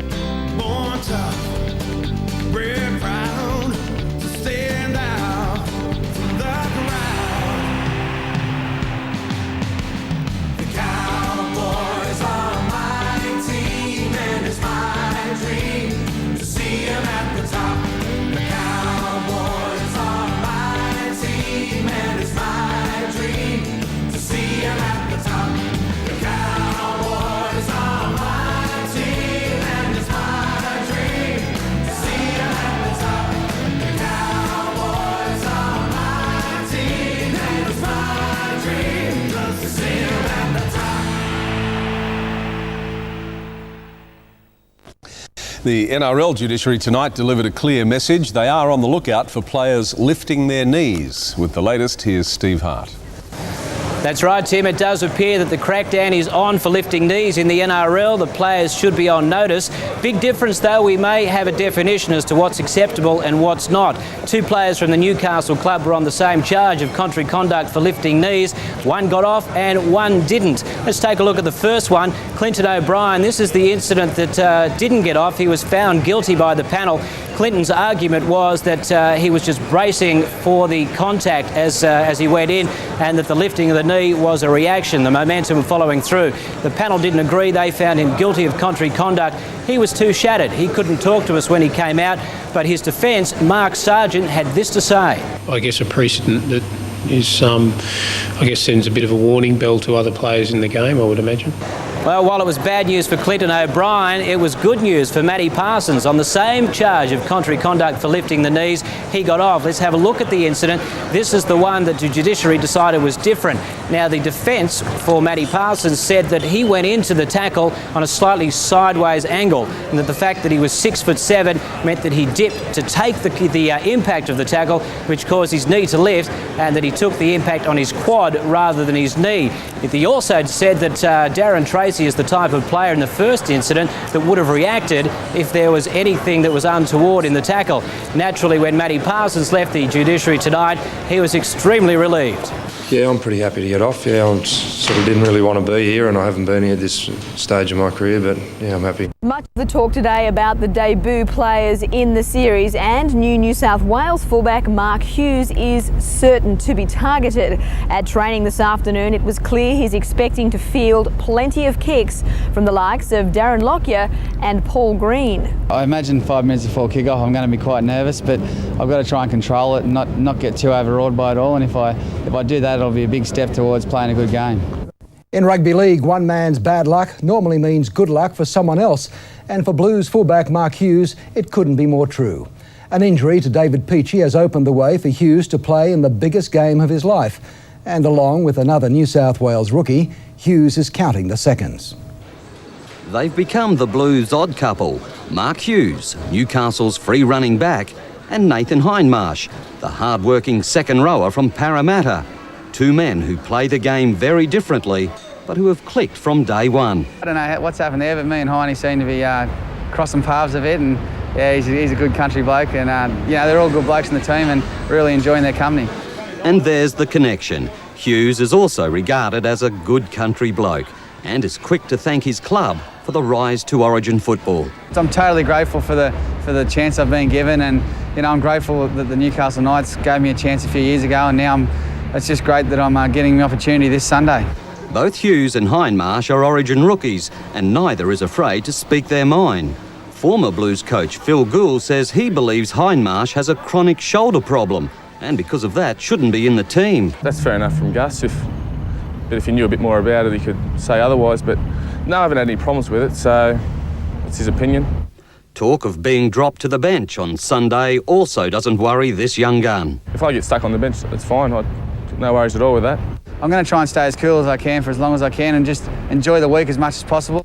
It's that attitude the whole team is trying to adopt. Last year's series whitewash means nothing to this year's Blues. The only ones using that for motivation are the Queenslanders. In Brisbane, Clinton Fletcher, National 9 News. Meanwhile, the NRL will put out some much-needed guidelines on high knees in tackles following controversial rulings at last night's judiciary hearings. 2 Knights players were up on the same charges. Clinton O'Brien suspended, but Matt Parsons cleared. NRL Commissioner Jim Hall still refuses to call it a clampdown, but last night Newcastle became embroiled in the controversy. Clinton O'Brien was suspended for 1 week for this infringement against the Dragons, while teammate Matt Parsons was cleared of 2 similar charges from the same game. I couldn't see too much of a difference. The different verdicts have sparked claims of inconsistency, but Mr Hall insists that's not the case, despite this Jason Stevens knee lift on Friday night. It went unpunished, clearing the front row for Origin duty. Yes, I thought that was his normal running style. I didn't, nothing in that action stood out to us. But the interpretation of the rule has former players scratching their heads. I mean, Jason Stevens is one that comes to mind. I mean, Paul Sirenan made a career out of running with his knees up, and no one really seemed to complain about that back then. I think they're going a little bit overboard with it. The NRL is now moving to end confusion over the matter, preparing a clear definition of the offence for the clubs. To get some positive guidelines which we can issue to the clubs, and hopefully that'll get out to the public so they can better understand it too. Jeff Bullock, 7 News. Well, Adam MacDougall now with 8 Origins under his belt. MacDougall is the second most experienced Blue apart from Fittler. His battle with Wendell will be a highlight of the game. Yeah, mate, it's a big relief. I'm stoked, and there's no bigger day in football than Origin, so to be a part of it's just awesome, and can't wait. Mate, the whole tide seems to be changing. I remember 10 years ago, you just couldn't wait to watch State of Origin for the forwards clash. Now it's Sailor versus MacDougall. The whole thing's changed. Wingers used to be the blokes who get the drinks for us at the bar. Now they're the main men. Yeah, I suppose given the fact we don't do much tackling out there, we've got to really try and contribute, I suppose, in attack and sort of help our team out of the danger zone. And if we stand out there and look pretty, we're not doing our job. So when blokes play on the winger as ugly as me, you've got to earn your dollars. And Wendell's bigger than any forward, and I suppose I'm the same size, so we've got to sort of chip in and do our bit. Once you get out there and you're with so many good players, gaps open up that would never open up in a comp game. Mate, when you're playing with classy players like Fittlers, Johns, Kamali's, Gidleys, all these players, there's just so many more opportunities, and at this level, all you have to do is worry about yourself. You have to take responsibility for your other players around you. You're at a stage now where everyone's responsible for themselves, and you just have to worry about your own game, and that's easy when that's all said and done. What a devastating player he will be on that left-hand side, and the last couple of times they have met, he has given Wendell a bath, and Wendell has scored only 1 try so far this year for the Brisbane Broncos. One man whose heart will be breaking on Sunday night, the world's best player, Andrew Johns, forced to sit out the entire Origin series with that knee injury. Brett Kamali taking over. This year I think I had a point to prove, and I really worked hard and sacrificed a lot, and I think I showed a lot of people how good I can play. And it's just disappointing that all the fruits of my hard work, won't be rewarded. But, I just got to take a positive out of it. And I think I'll be watching the Origin series, watching the boys over the next 8 weeks. I've had a few phone calls about 4:30 in the morning from them, and giggling and laughing at me. So one stage years I was off the planet on morphine, and I was that dirty at them. But what do you do? I hope they're having a good time, and I hope they have the whitewash again. I'll be cheering for them Sunday night. He will be cheering. He was part of that whitewash last year, and also the 56-16 in game number 3. Heartbreak for him, because I don't think I've ever seen him play better, and I don't think I've ever seen many people play better than he has this year, Roy. Yeah, and you can pick up a little bit of tension from Freddie Fittler, where he was talking about the enormous role that he played last year, coming in, and the game. And I spoke to Mark Murray on Thursday night, and he was telling me that that in his view, the entire series last year changed a couple of minutes before half-time in the second game, when Tuvey came off and he came on, and then he said the Queensland had 2 points of attack to worry about. The first receiver with Kamali and the ruck with Johns. And in Freddie's own words, you can see a little bit of tension about him going. How good is he, Arthur? Oh, he's a great player, but we'll never know whether he would have got the number 7. No, number 7, mate. Yeah. I spoke to the selectors. They were definitely going to throw in the number 7 jumper. Yep. Sorry. False take 2. Well, there's nothing camp about Mark Gyer. The big bloke did penetrate Blues security for this exclusive insight into the Blues camp. Did you plan to start the year to make State of Origin? Oh, yeah, obviously, making State of Origin is one of the main goals in your season. So, I did start off a bit slowly, but the last few weeks before this side was picked, I was, picking my game up a fair bit, yeah. So. And who's your roommate, mate? Adam MacDougall. So you know a bit about Mad Dog, do you? Yeah, he's a good bloke. He loves a chat, so it's not too bad, mate. Chalk and cheese there. He's a mad bungerhead. He loves a cigar. A bit of a health nut, and he loves to sleep, and he loves the fast food. So, a bit of chalk and cheese there. But bit of the Felix Unger odd couple going on there. Yeah, odd couple going on there. He's dirty on a cardie too. The 700 we got last night's gone already, and he's already hit me up for some money. So I've had to hide it under the bed. Mate, do you know who your roommate is yet? Brian Fletcher. They should have some fun. Yeah, very loose human, mate. We have a good time. And mate, what's one thing you never come to camp without? You've always got to have it in your kit bag. Probably some boxes, mate. You know, there's nothing more embarrassing, I suppose, than going to play on game day and you've only run out of all clean undies and you've got to play without the undies on. So I like to come with an extra undies. Forget his form with the Northern Eagles. Brett Comorley is set to fire for the Blues on Sunday. Yeah, you know, it's certainly a shame for him that he got injured, especially this time of year. You know, he's been on fire. So, you know, I suppose we'll just have to make sure, you know, I really play well and try to hold my spot again. Must have been very, very pleasing to get your name read out on Sunday night. Yeah, it was, MG. It was good. I mean, I'd hoped to be back a little bit earlier from the injury, but as it turned out, it was a little bit longer than I'd hoped. So I managed to get 2 games in, and you know, happy to be here. Big thrill when you got your name called out. Yeah, big thrill, MG. I was at the local league watching the footy, a few of the boys, and found the news out, and I just couldn't believe it. Mate, did you honestly give yourself any chance at all? No, MG, I didn't really. I've had a pretty good year, and that I was happy with my form. I did hear on Saturday night that David Pt2 maybe had injured, so I did think to myself, well, you never know, but not much chance now. Mark Hughes, I guess he will be targeted with those high kicks from Darren Lockyer, but I think Hughes is pretty well equipped in that area, Roy, because of course there's no better kicker of the ball, particularly the high spiral torpedo punt, than Andrew Johns, and that bloke stands there at training probably 5 days a week and catches them in the swirling bruises of marathon. Good point. So I mean, it's pretty good practice, isn't it? Of course it is. And he's a very confident, versatile player, and he'll handle it. They, as I said earlier in the program, they're terribly worried about picking a short one. But you get a feeling about games. I don't know whether that'll be a bomb night somehow or other. Yeah, they got a combination there too here with Deegs too, and Deegs has played fullback too, also for Newcastle. So if he has any problems, well, I wouldn't surprise me if Deegs goes back there. Sweet. It's been a fun show, Arthur. It's been. He is Lord Blocker, isn't he? It has been a fun show, Arthur. Thanks very much for your input. No, it's pleasure, been fantastic. Mate. Arthur Beetson has been our special guest on behalf of Roy and MG. I'm Terry Kennedy. Goodbye for now.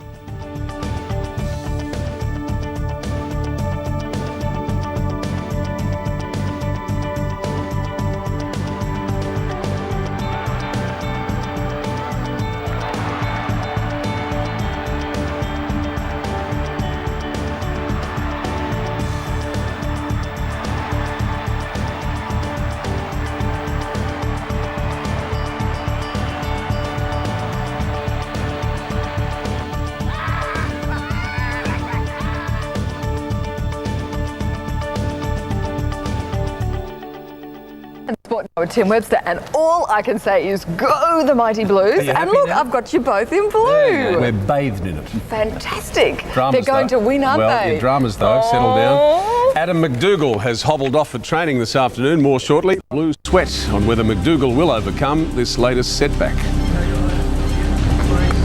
Today for the New South Wales State of Origin team, winger Adam MacDougall was cleared to play earlier in the week, but limped off the field at training after aggravating a lower back problem.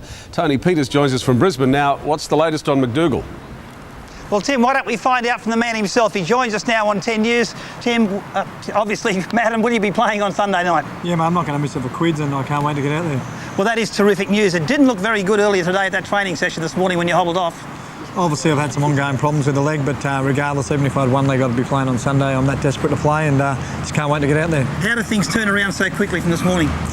Oh, things haven't turned around that quickly. It's just that it was just a small little problem, and I'm sure that it's fixed now, and I'll be right for Sunday. Okay, you're starting the game. Will you get through it? Yeah, I'm confident I'll get through it. I wouldn't be taking the field if there was any risk to myself or the team, so I'll be right. Would you like to send a cheerio call to Wendell before you go? I don't think I need to motivate Wendell at all. I'm sure he's pumped up for a big one, and looking forward to seeing the big guy out there on Sunday. Adam, thanks for joining us. Good luck Sunday night. Mark Ferguson with sport next, and a scare for Adam MacDougall again. His hamstring played up again at Origin training, Brian. It's going to be an anxious night for New South Wales State of Origin winger Adam MacDougall, who is having more trouble with his injured hamstring. MacDougall couldn't finish training today, and if he wakes up sore tomorrow, he will miss Sunday night's big game. MacDougall was in high spirits as he prepared for an early morning training run. But less than 20 minutes into the session, the big winger's mood changed dramatically. A hamstring injury had flared again, and team officials moved quickly. Do expect it to get better overnight, so if he gets back to being where he was the day before, then we won't have any problems. MacDougall himself just didn't want to talk about it. His day was ruined. He was thinking about playing golf, but we've said stay in the hotel and get physio instead. And a blow for the Blues. Adam MacDougall joins us next to talk about that hamstring. New South Wales winger Adam MacDougall is again in doubt for Sunday's opening State of Origin match in Brisbane. League reporter Pat Mollahan joins us from the Blues camp with the latest on Adam's hamstring injury. And Pat, will he take the field? Well, Kylie, the Blues have their fingers crossed that everything will be okay. It's the last-minute scare they didn't really need. To find out the very latest, the man in question joins me now. Adam MacDougall, will you be in or out? Yeah, mate, I'm definitely playing and I just can't wait for Sunday night. But when you came off the field today, you came off the session early, you didn't look happy, you got the ice straight on there. Wayne Pearce, your coach, didn't look happy. Straight away, did you fear the worst? Obviously, there was a big scare and, the hamstring isn't as good as I'd like it to be, but in saying that, I wish I had a better preparation for this match, but it's State of Origin football, I'm not going to miss it for quids. You're up against Wendell Saylor. We know how keen you are to play against Wendell. It's his last campaign before he goes to rugby union. This problem, will it stop you getting over the top of your old mate? Oh, there's no excuses when I step on the field. I've got to be 110%, and I'm not going to use anything as an excuse, and I'm confident that I can make a good performance for myself and the Blues, and confident I'm going to have a great series once again. You're looking for your inside backs to put up a few high balls at Wendell. Is that where you can get him? Oh, it's always great. The more football you see as a winger, the better, and the more opportunities that you provided, the better it is for me. So hopefully I'll get a lot more football this year, and hopefully I'll get a few opportunities to take a few kicks. All the best, Adam. Thanks very much for joining us. There you go, Kylie. The latest from Adam MacDougall. He says he'll be in. Sounds good. Thanks a lot, Pat. Rugby League now, and it's State of Origin Eve. Game 1 of the series in Brisbane tomorrow night. A major concern for the New South Wales side, will Adam MacDougall be fit to play? Our league expert Tony Peters is at Suncorp Stadium. And Tony, will the Blues winger be in the side? Well, Leanne, on 10 News last night, Adam MacDougall indicated he'd play on one leg if necessary. Well, after completing training a short time ago, he's going to be playing on 2 legs. He's ready to face Wendell Saylor. I get the feeling, Leanne, it may have all just been a little bit of publicity to try and attract more to State of Origin as such. Anyway, Coach Wayne Pearce is satisfied that he's right. As was observed yesterday, had a little bit of a twinge yesterday morning, but he had some treatment through the day and he's fine this morning. So there's no dramas whatsoever there? Well, I hope there's none. After yesterday's play acting, Adam MacDougall is now showing no signs of a hamstring problem, and his duel with Queensland's Wendell Saylor will be one of the highlights. I'm sure I'll be ready mentally for it, and it's probably hasn't been the best preparation, but in saying that, I'm just looking forward to getting the game on. Late today, the Blues trained for the first and only time on the Old Lang Park, the venue for tomorrow's game. Next time they run out, 40,000 fans will be screaming for their blood. In Brisbane, Clinton Fletcher, National 9 News. Sport now with Nick McArdle, and Queensland's captain has a bit to say about Adam MacDougall. Chris Gordon Tallis believes MacDougall is faking his hamstring injury. More on that next. Queensland captain Gordon Tallis has accused Blues winger Adam MacDougall of faking the extent of his injury on the eve of the opening State of Origin clash.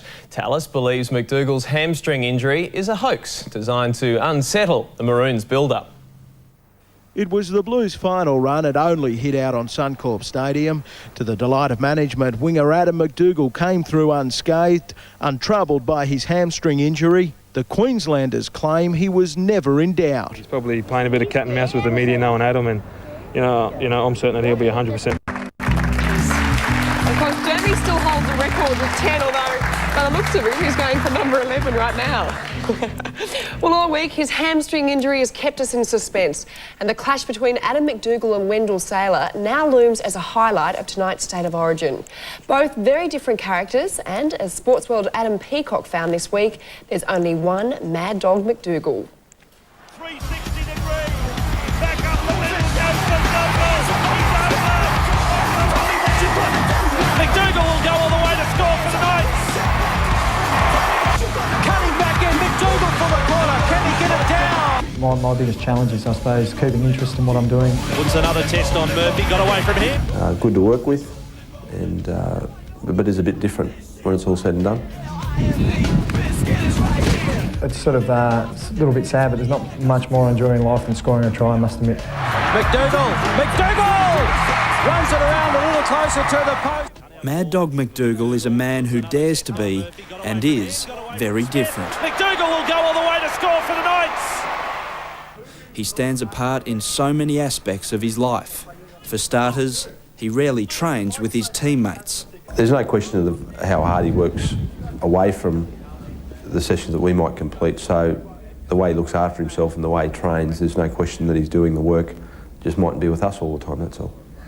I'm 26 this year, and you know, it's been 9 years since I've played professionally, and the training and stuff can come monotonous at times, and for me it's more of a thing of keeping the interest in sport and just trying to find some diverse things to do, and maybe things that might help me in other areas. Like I've taken up serious things such as Tai Chi and done a bit of wrestling and boxing and stuff like that. He does most of his training alone, and although he appears with the team on all public outings... How you been, all right? That's the way. Good, mate, dog. How you feeling, mate, all right? Good, mate. That's the way. Usually only once before a game will he run with the Knights. Yeah, I'm happy with that as long as he keeps playing the way he does on Sundays. So I don't care what he does during the week as long as he keeps playing so well on the weekends. You know, if I wasn't turning up week in and week out ready to play football and not performing on the field, I think then a lot of guys would probably be a little bit peeved off with the fact that, you know, I might not be doing everything by the letter of the law. But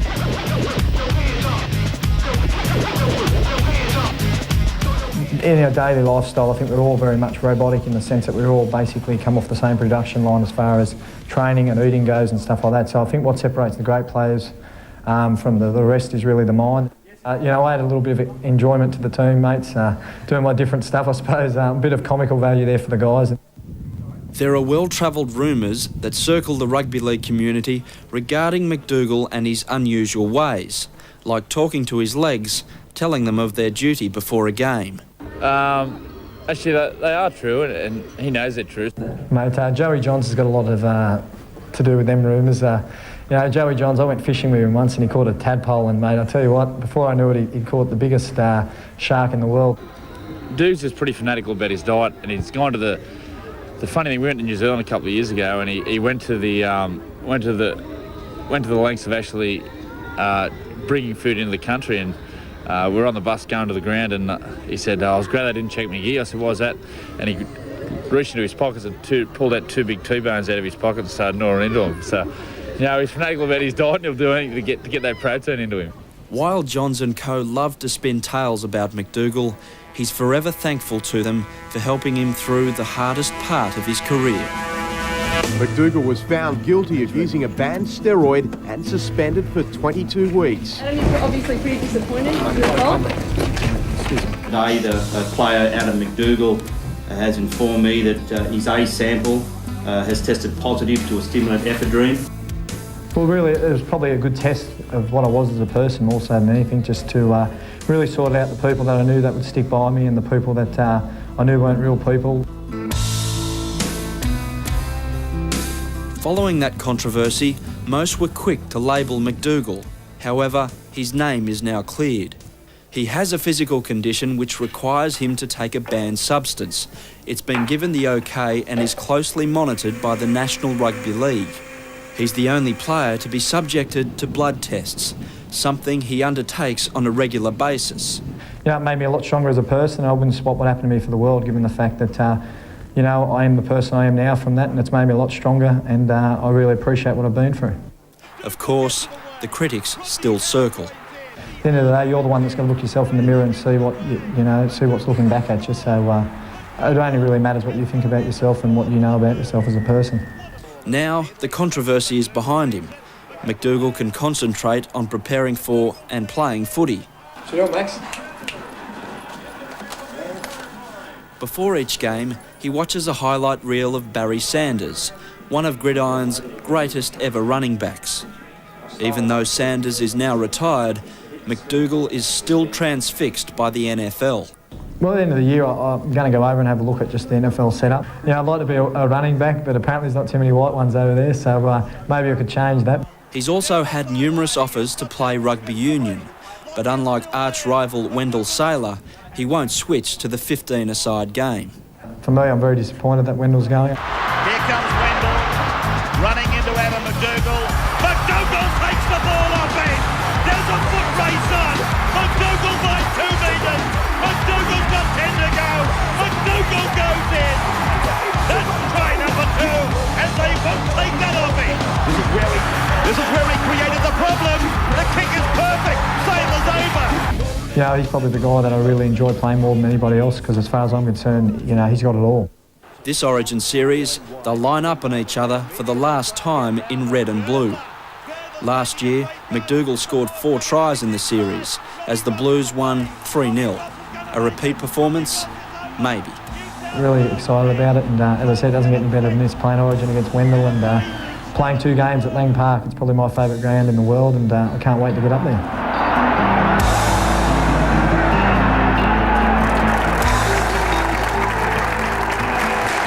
Great story there by Adam Peacock. I mentioned Mark Hughes there, making his debut tonight. He comes from Curry. He's played in a grand final winning team with Newcastle. He's a character, and Andrew Voss caught up with him during the week. He gets the ball back for Peden. Peden gives it away for the centre. He's over the line. Down the blind they come. Badeiras cuts out Kennedy. Hughes will score. Mark, is it true when you received the call to say that you're in the New South Wales squad that you're on the hill at a Newcastle club game and you'd had a few drinks? Yeah, that's true. A lot of the boys were gathered to the local league on Sunday and had a few beers there, and we went back to Sean Rudder's house and had a couple more beers watching the telecast on Channel 9, and Matt Gidley actually rang me up on my mobile and said, "Pack your gear, you're coming down with me," and it was amazing. How big a moment is it, that actual call-up? Is it as big as the first time you find out you're in first grade, or even is it as big as the 97 grand final? Well, my heart was going very hard for a good 20 minutes or so. I was very excited. The phone kept ringing, a lot of people ringing me up, all my mates wishing me the best. So, you know, it really raised the pulse on me a lot. So it was very big, and, you know, I've had some good experiences in football, like the grand final win and that, and, you know, this is right up there. Intercepted by Hughes. I hope you don't take offence to this, but your selection gives hope to every battling first grader. You're not the fastest player in the competition, you're not the biggest and strongest, you're just that quiet achiever. You just get the job done. Is that a fair comment? Yeah, that's a fair comment. You know, I'm in a team with a lot of, you know, really good stars. So I just get in and do my job every week and play every week the best I can. And you're right, it sort of gives hope to everyone that if you stick in there and hang in there, you know, things turn good for you. If there's one moment that may have turned the selectors your way, if they were tossing up who was going to replace David Peachey, I think everyone concedes Peach would have been the fullback. If there was one moment, it had to be the tackle on Mark Gasnier last Saturday night. What do you remember about the tackle? Take us through it. Yeah, he just seemed to get away, and I started chasing. I think at first I just thought I'd chase and just and not allow him to get under the post. So I'm chasing, and as it went on, I just started gaining on him, and Justin Ryder, he started gaining on him a bit too, and I think Rydesy actually missed him, and then I've just cleaned him up at the end. So it was it was a good tackle in the end. So. A lot of people would probably see you as a rookie fullback, but within yourself, you're very comfortable with the number 1 on your back. Yeah, I'm comfortable. Robbie Davis has had a lot of problems with injuries over the last couple of years, and when he's been out, I've filled in a fair bit for him, and I'm very comfortable there, and I played a lot of junior football there, so it's no problem to me playing at fullback. Origin football, as a young bloke watching it on telly, is there a standout memory? Is there a match or an incident that has stuck with you? Not really. I used to love watching them back in the early days. I was a big Parramatta supporter, so there's always a lot of Parramatta representation there. So, and then later on, I like watching Chief and all the Knights boys go at it. So I've just loved watching Origin ever since I can remember, and now I'm going to be part of it. It's just an amazing feeling. What then would be the dream debut on Sunday night? And no doubt there'll be some time during the week leading up to the game that you'll think about, gee, it'd be great if I scored the match-winning try or the match-saving tackle. Is there some perfect game plan for Mark Hughes? I haven't thought too deep into it, but first of all, a good, comfortable win would be a good start, and then, you know, hopefully I can play my part in the game. You know, maybe a good tackle on someone that's getting away, or maybe a try or something like that. But I think mainly let's just win, and and as long as I play my part in it. Yeah, one of the nice guys of rugby league, Mark Hughes, and all the best tonight, Mark. We know you'll play well, you always do. Getting away from State of Origin for a moment, I thought an Around the Grounds this week would catch up with a rock, the premiership record holder as far as points are concerned, Daryl Halligan, and get him to rate the kickers in the NRL. Through what has happened this season and through the various players' careers. Now that Daryl has moved on, I think there's no argument he was the number 1 kicker in the game. But also, Daryl has been going around to a number of clubs this year, holding coaching lessons, if you like, for a number of goal kickers. Andrew Johns is a case in point. It seems to be paying dividends. Last year, Andrew Johns finished with a success rate of 65%. And after a few lessons with Daryl this year, up until he was injured last weekend, Andrew Johns had boosted that success rate to 78%. And first up, I asked Daryl, when he first caught up with Andrew Johns, did he pick up any faults in his technique? No, there wasn't sort of anything physically wrong. That I mean, Joey kicks them and has kicked them from the sidelines and all over the show for ages. But you know, just giving him a couple of little things to think about when he addresses the ball and when he goes through his run up and those sort of things, and things that he can think about himself to make him a little bit more focused. And we've actually designed a new tee for Joey, which is a clear one that you don't see the tee at all when you kick the ball. It's just sort of the ball suspended there, so that might have helped him. All right, we're going to put you to the test now. Your top 5 kickers, 5 through to 1, currently in the NRL. The master kicker, how do you rate them? Well, they all change around a bit from week to week. You can have a good week and a bad week, but I think on averages, they're all pretty close. Ivan Cleary I'd put in at number 5. Really accomplished. I think he's learned a lot off Matthew Ridge over the years, and he seems to jag them from everywhere. Craig Fitzgibbon from the Roosters, been a good kicker for a long time now. Getting a little bit more length on his kicks now, which is good. Then Jason Taylor. Well, you know, Jason's sort of been in the top 2 or 3 for the last 10 years now, so he's up there too, number 3. My number 2, Joey, Andrew Johns, he's been getting better and better, and I think he can get even better again. But number 1, Ryan Girdler. Ryan sort of last year was fantastic with his kicking, you know, the State of Origin. I think he kicked 10 one night and got a record. And he too has been, you know, pretty much one of the best kickers for the last 5-6 years. And I can report that Daryl Halligan has headed back to Newcastle this week to work with Bill Peden, who is now the number 1 kicker at Newcastle with Andrew Johns injured.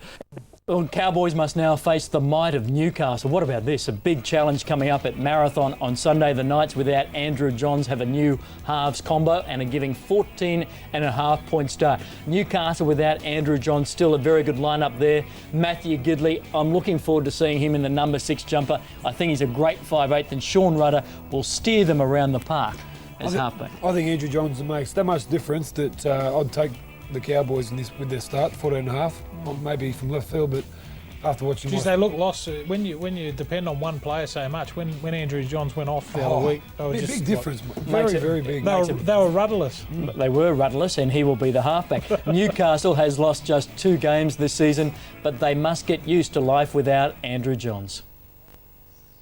Parts of the football team and its performance will change because Andrew's not there. That's stating the obvious, but I think there are certainly a number of very talented people in that back line, including Rudds, who's been playing very well at 5'8", so I don't think that, generally speaking, we'll have too many concerns, and I don't see us changing a lot in the way in which we play. Obviously, you know, we want to do our best for the team, and while Joey's out, you know, we want to keep our position on the top of the ladder, so, you know, we're good mates, you know, me and Gids, so obviously we should be able to strike up a good combination and do our best for the team. Buttigieg, Doyle, Bowman are all very good players, and I'm sure the Cowboys are hoping that continues for them on Sunday. And it's probably almost origin in reverse in that people would expect us on paper to be a strong team against them. They're coming here with that same sort of mentality perhaps, so we need to make sure that we come with the right things again and make sure that we get what we want. Michael Hagan doing a great job up there. They've won their last 6 matches in succession. Beautiful. Roy, you got your top 5 NRL players? Yes, there's the top 5. No, that's the NRL today, mate. Oh, well, they're top 6. Game today, Raiders against the Broncos, Dragons against the Roosters, and Knights up against the Cowboys. We might see if we can get Roy. There they are, yes. Well, there's Adam MacDougall, very, very difficult player to tackle. Winger, Darren Lockyer, great utility player. Brad Fittler, highest paid player in the code at the moment. But there, Gordon Tallis about to become the next one, and the man for all seasons, the greatest rugby league player in any code at any time at the present. All right.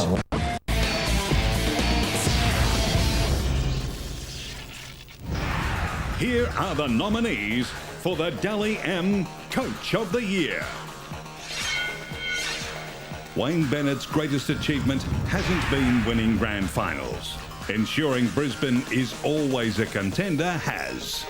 Engineering the evolution of this team to keep them among the league's elite, Bennett has capped a decade of dominance with the most convincing minor premiership win since 1993. Along the way, the only coach that Brisbane has ever needed has laid the foundations for another Bronco dynasty.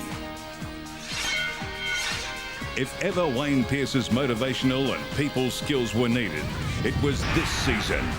Faced with the task of moulding a joint venture club into a premiership threat, Junior succeeded beyond all expectations. Juggling the dual responsibilities of New South Wales and West Tigers, Wayne Pearce defied the experts by having his new formed club in contention for the semis all season. Warren Ryan was on a hiding to nothing when he came out of retirement to coach the Newcastle Knights. Success would belong to the players he inherited, but failure would be his alone. Despite the loss of stars and team leaders, the Wok has the Knights tilting for another title, and he'll leave the club with its future assured. Stepping into Phil Gould's shoes at Bondi Junction was never going to be easy for Graham Murray, but the Roosters have hardly missed a beat under his guidance.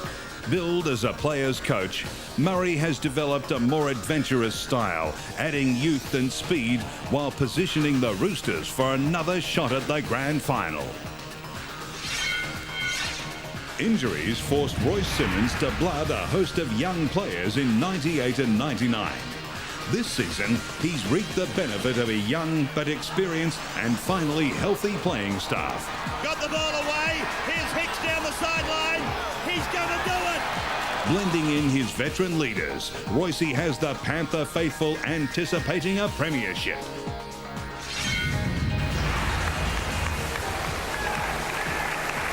Coach, it's one of the pressure situations in rugby league, and who's the winner this year, Changa? How do you get this over?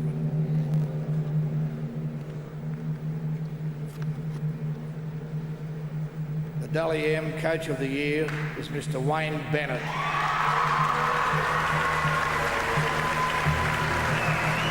That's another great credit to the Broncos, but I have to make an apology for Wayne Bennett, who couldn't be here tonight. And in fact, Ron Massey, who was an assistant coach to Jack Gibson many years ago and who's widely known as Wayne Bennett's mentor, will accept on behalf of Wayne Bennett. All I can say there is, by geez, Wayne, you've aged. Funny thing, when I heard he was to be the bloke presenting, I said, God almighty, couldn't they done any better than him? Changa Langlands, for all the people. You have got old. All right, thank you very much. Yeah. Congratulations to you, and of course to Wayne. 13 years with the Broncos, he's taken them to 4 grand finals and 4 premierships. Yes, it's certainly been a success, and I think this honour here tonight, and the Dally M people certainly, and the Telegraph lead praise for what they've done. But I don't know whether it's all that good an award, because I'm going through the people that have received this Coach of the Award, and they're all out of work. There's hardly any one of them. The ones I can remember, Jack Gibson hasn't got a job, Roy Masters hasn't got a job, George Piggins hasn't got a job, Phil Economides has run around the 2nd grade up the coast. It's not a real good position, not a real good award, I don't think. Oh, it's no wonder Wayne didn't turn up for it. Well, I just hope it doesn't shorten his career. All right, thank you very much, Ron. I haven't finished yet because Wayne gave me some instructions. Is there a time limit or what? You want to? There is. You've got 30 seconds. Well, I want longer than that to speak about Wayne Bennett, because he wants me to thank the people that have helped him in his career, and mainly he wants to really, he appreciates, first of all, he apologises because he couldn't be here, because it was unavoidable. He wants to compliment and thank his board and people, because he broke all the rules, Wayne. Everyone said you couldn't stay at one club for long, but he's been there since they started, and that's because of his board, his chief executives that he's had over the years, and the chairman and that of the board. They've let him do the coaching. There've been new people come in there, but they all had the same decision: let Wayne Bennett coach. The other people he wants to thank are his staff, who are loyal and very efficient in what they do. He's certainly wrapped in those, and his players, because they too are loyal. I think his achievement this year, he lost 3 games in a row when the State of Origin games were on. And I think that was one of his best coaching performances. He went, no, I haven't finished yet. Right. You're fair dinkum, you're going to cut me down, have you? Well, before I go, I want to say one more thing. Yeah. The main people he wants to thank are his family. Because his family, his lovely wife Trish, his wonderful big Justin, and these beautiful 2 girls, Elizabeth and Catherine, they've supported him and helped him in that thing. I didn't know there was a time limit on this. I had a lot of wonderful things to say about him. He's a great... Ron, you've broken way more rules than Wayne Bennett ever did. And the other thing I've got to tell you before I go, he won Father of the Year, he's won Coach of the Year, and if they had an award for Father of the Decade and Coach of the Decade, he'd bolt that in too, because that's how good he is. Right. Ron Massey, no relation, but you wouldn't know it. Playing their first full game without Andrew Johns, the Knights let the Cowboys in first at Marathon. Stand-in coach Murray Hurst's joy was short-lived. His side clocked off, allowing Newcastle to hit back with the next 3 tries. And the Knights have made the Cowboys pay yet again. Josh Perry went on report for a hit that left Kyle Warren with a heavy concussion. It brought the Cowboys to life. A double from Paul Bowman made it 16 all. It's the captain, Bowman. How did he do that? The Tri-Fest continued after the break, but the Cowboys just couldn't keep up. A hat-trick to Mark Hughes and a circus stunt from Darren Albert, keeping Newcastle alone on top of the table. Jeff Bullock, 7 News. At Marathon Stadium, 18,000 fans saw Newcastle beat North Queensland, scoring 8 tries to 6. North Queensland wasn't given a chance against Newcastle, but the Cowboys certainly started like they came to play. It's Kyle Warren who scored. No Andrew Johns, but the home side still hit back hard. Kennedy on his inside. Josh Perry on report after knocking out Kyle Warren. Perry, high shot. The visitors stayed in it, regaining the lead in the second half. Point is over. But the Knights managed to juggle their way back to take the match by 8. Marathon Stadium, last place North Queensland with their coach on stress leave. Shocked everybody early. Kyle Warren scoring after just 5 minutes. But Newcastle weren't down for long. Tamana Tahu scoring his 10th try of the season with some tidy footwork. Stepping, weaving, kicking, going. Big concern for Warren, knocked unconscious. Josh Perry on report for a high tackle. The Knights ahead by 4 at the half, but some inspiring Cowboys footy after the break had the visitors hit the lead, but they couldn't break their losing streak. Darren Albert's juggling act here, helping Newcastle to an 8-point victory. I said to the players, there's enough natural talent to score tries. It's a matter of us really putting our shoulder to the wheel and the shoulder into tackles more so. But to score that many against Newcastle is pleasing, but it would have been great to stop 2 or 3 more. Certainly not one of our best performances, and not one that we'll be spending too much time on, I wouldn't think. It's going to be difficult for the next 4 to 6 weeks, which we knew that, and we've got a couple of games on the road, so that'll certainly give us a pretty good focus for the next 2 or 3 weeks. Now let's take a look at the NRL ladder after round 12. Newcastle, the outright leaders. Brisbane and the Bulldogs a win behind.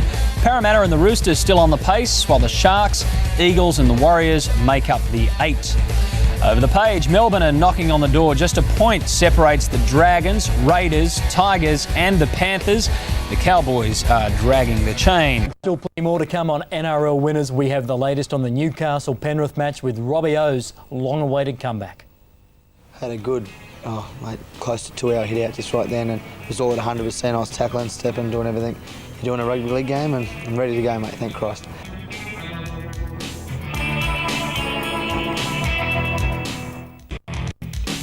You need 2 games under your belt. You don't want to go on an Origin game, if you're picked and just with 1 game. So good to have 2 games. I mean, I've only missed 2 weeks now, so it's not like I haven't played for a while. And if I can get back into some form and play well in those 2 games, I'm a chance. Ryan Girdler there looking to get back on the paddock for the Penny Panthers and back into that Origin side. Still second last on the ladder. The Panthers are looking to continue their winning streak, that streak of 1 game, courtesy of a win over the Tigers last week. This week it will be a lot tougher than the Tigers. It's Newcastle at Penrith. Yeah, I think, I don't know the records, but over the last maybe 3 to 4 years, I think Penrith have had the wood on Newcastle at Penrith Park, so pretty justifiable odds there. Gee, they were a shocking side last week, Newcastle, although they won against the Cowboys, without Joey Johns. I just don't think Gidley's a 5'8". Yeah. I just don't like him at 5'8". He seems too big, and I don't know. But yeah, that's a good, that's a settled team there, because every other week with Penrith we've seen a lot of red names in the lineup, so it's starting to be what Royce is probably trying to look at towards the end of the year as his semi-final team, if they make it. They've still got the ingredients, Penrith, haven't they, to beat Newcastle? I mean, you need to match them in the forwards and have a pretty good kicking game, and I think, if you can play the game, get them to play the game in their own half, and Penrith can do that. I've seen Penrith put up some huge upsets at Penrith Park through that simple tactic of playing an opposition in its own half. No doubt about that. Craig Gyer also, his management met with the Penrith Panthers, keeping you right up to date with everything happening in rugby league. They met today at Penrith. Craig Gyer did not attend those meetings. There will be no decision on Craig's contract tonight. Is he going to stay? Well, I heard an offer from Bulldogs that he just can't knock back, and a big offer from another club. But I mean, Penrith have got last dibs on him, but 50-50 at the moment. How can they fit it inside their salary cap, these big offers? Well, see, the Bulldogs, Darren Smith, I think, was retiring this year, and he's the highest paid player there at the Bulldogs, and I think that that'll throw out maybe $350,000 a year, for that. And I think Gow will be close to the highest paid rugby league player in the comp once he makes this new deal. Do you think he'll go? I think it's 50-50. I haven't spoken to Craig in the last couple of weeks, but he's a Penrith boy. He couldn't get it. He's a hero in Penrith. If he leaves, it's it'd be hard to combat it. But he's the almighty dollar blocker. The cabbie. Cabbie? Oh, well, there's more to life than just money. Yeah, that's right. I'll pass that one to you, Wally Lewis. My microphone's not working. Come on, video ref, Lewis. Oh, well, I think the ruling that they've came up with this year is that, in the benefit of doubt, it's got to go in favour of the attacking side. Yeah. And it has, prior to Justin Ryder. And Newcastle are in front with 7 minutes remaining. And John, you can put that try down. Great acceleration by Justin Ryder here, Wally. Nice working of the ball through the hands. Great ball by MacDougall. And look at the acceleration by the number 5, Justin Ryder, and going in low and hard too. It's pretty clever stuff. But Wally, you can put that down. There's the try. You can put that down to a great kick and chase by the Newcastle Knights. A set before that. Yeah, they came up with a couple of them, haven't they? You mentioned just how unequal they were, the two teams, in their kick and chase game. That couldn't be more spot on. But you just see the desperation that the Knights have shown. You mentioned good teams do that, not just that try. I think you've got to point to the one before. That was the one that broke the back for Penrith. That sloppy one from dummy half, that really was ordinary defence. Billy Peden from touch. That looks good off the boot, and it's there. It's over. Didn't want to go much further, but it didn't have to. It just was able to topple over the bar. Good kick by Bill Peden, and they're now out to a converted try lead of 18 points to 12, the Knights. Competition leaders Newcastle travelled to Penrith, where the Knights' backline was firing. Darren Albert giving the visitors a 6-point half-time lead. Penrith might be second last on the ladder, but they started the second half on a mission. Lenny Beckett scoring 2 tries, put the Panthers in front by 6. The Knights hit back, Danny Badiris crashing over before Justin Ryder gave Newcastle the lead just minutes before the final whistle. Wide to MacDougall, then away to Ryder. Ryder going for the corner. Whistle can't get to him. He's in to score. Justin Ryder. Newcastle staying on top of the ladder with a 7-point win. I thought they played very well, and probably a couple of close calls that could have went either way in terms of some decisions that were made. Some really good signs there. Thought we played, thought we defended very well. I thought we probably the end. I thought we were probably the better side, but unfortunately we never got the points. Despite the loss of Andrew Johns, Newcastle have continued to lead the NRL. Last night they were looking to prove they could maintain their consistency without Johns as they travelled to Sydney's West to meet Penrith. Looking to get back on top of the table, Newcastle came up with the only points of a defence-oriented first 40. Selfishly, he gives it away to Darren Albert. Penrith hit back with a double to Robbie Beckett. The winger almost single-handedly opening up a 12-6 lead to the home side before the Knights finally got their game together. A couple of tries of their own, preventing any hopes of an upset. Penrith's tough season continuing. Ryder going for the corner. Whistle can't get to him.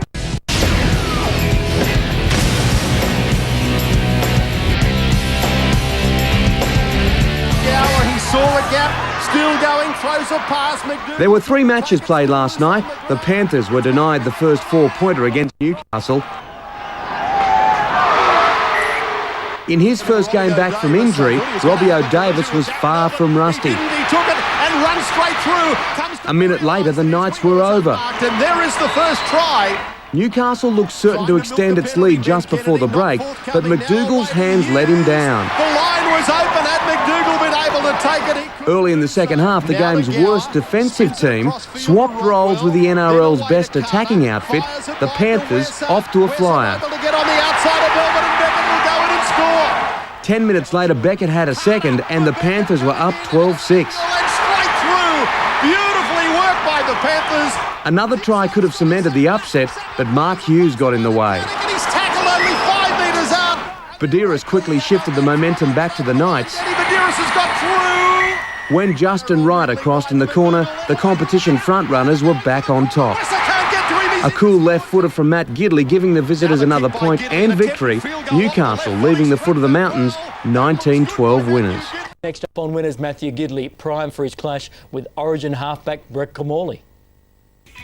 I mean, it's not to mess what the selectors are there for, but I mean, I think Brett's shown in the past that he's the kind of player that he's definitely up to it. I mean, he showed last year he was up to it, and in the World Cup last year he played really well. So I think it's just a matter of him coming out and playing some good footy. I just hope it's not against us this week.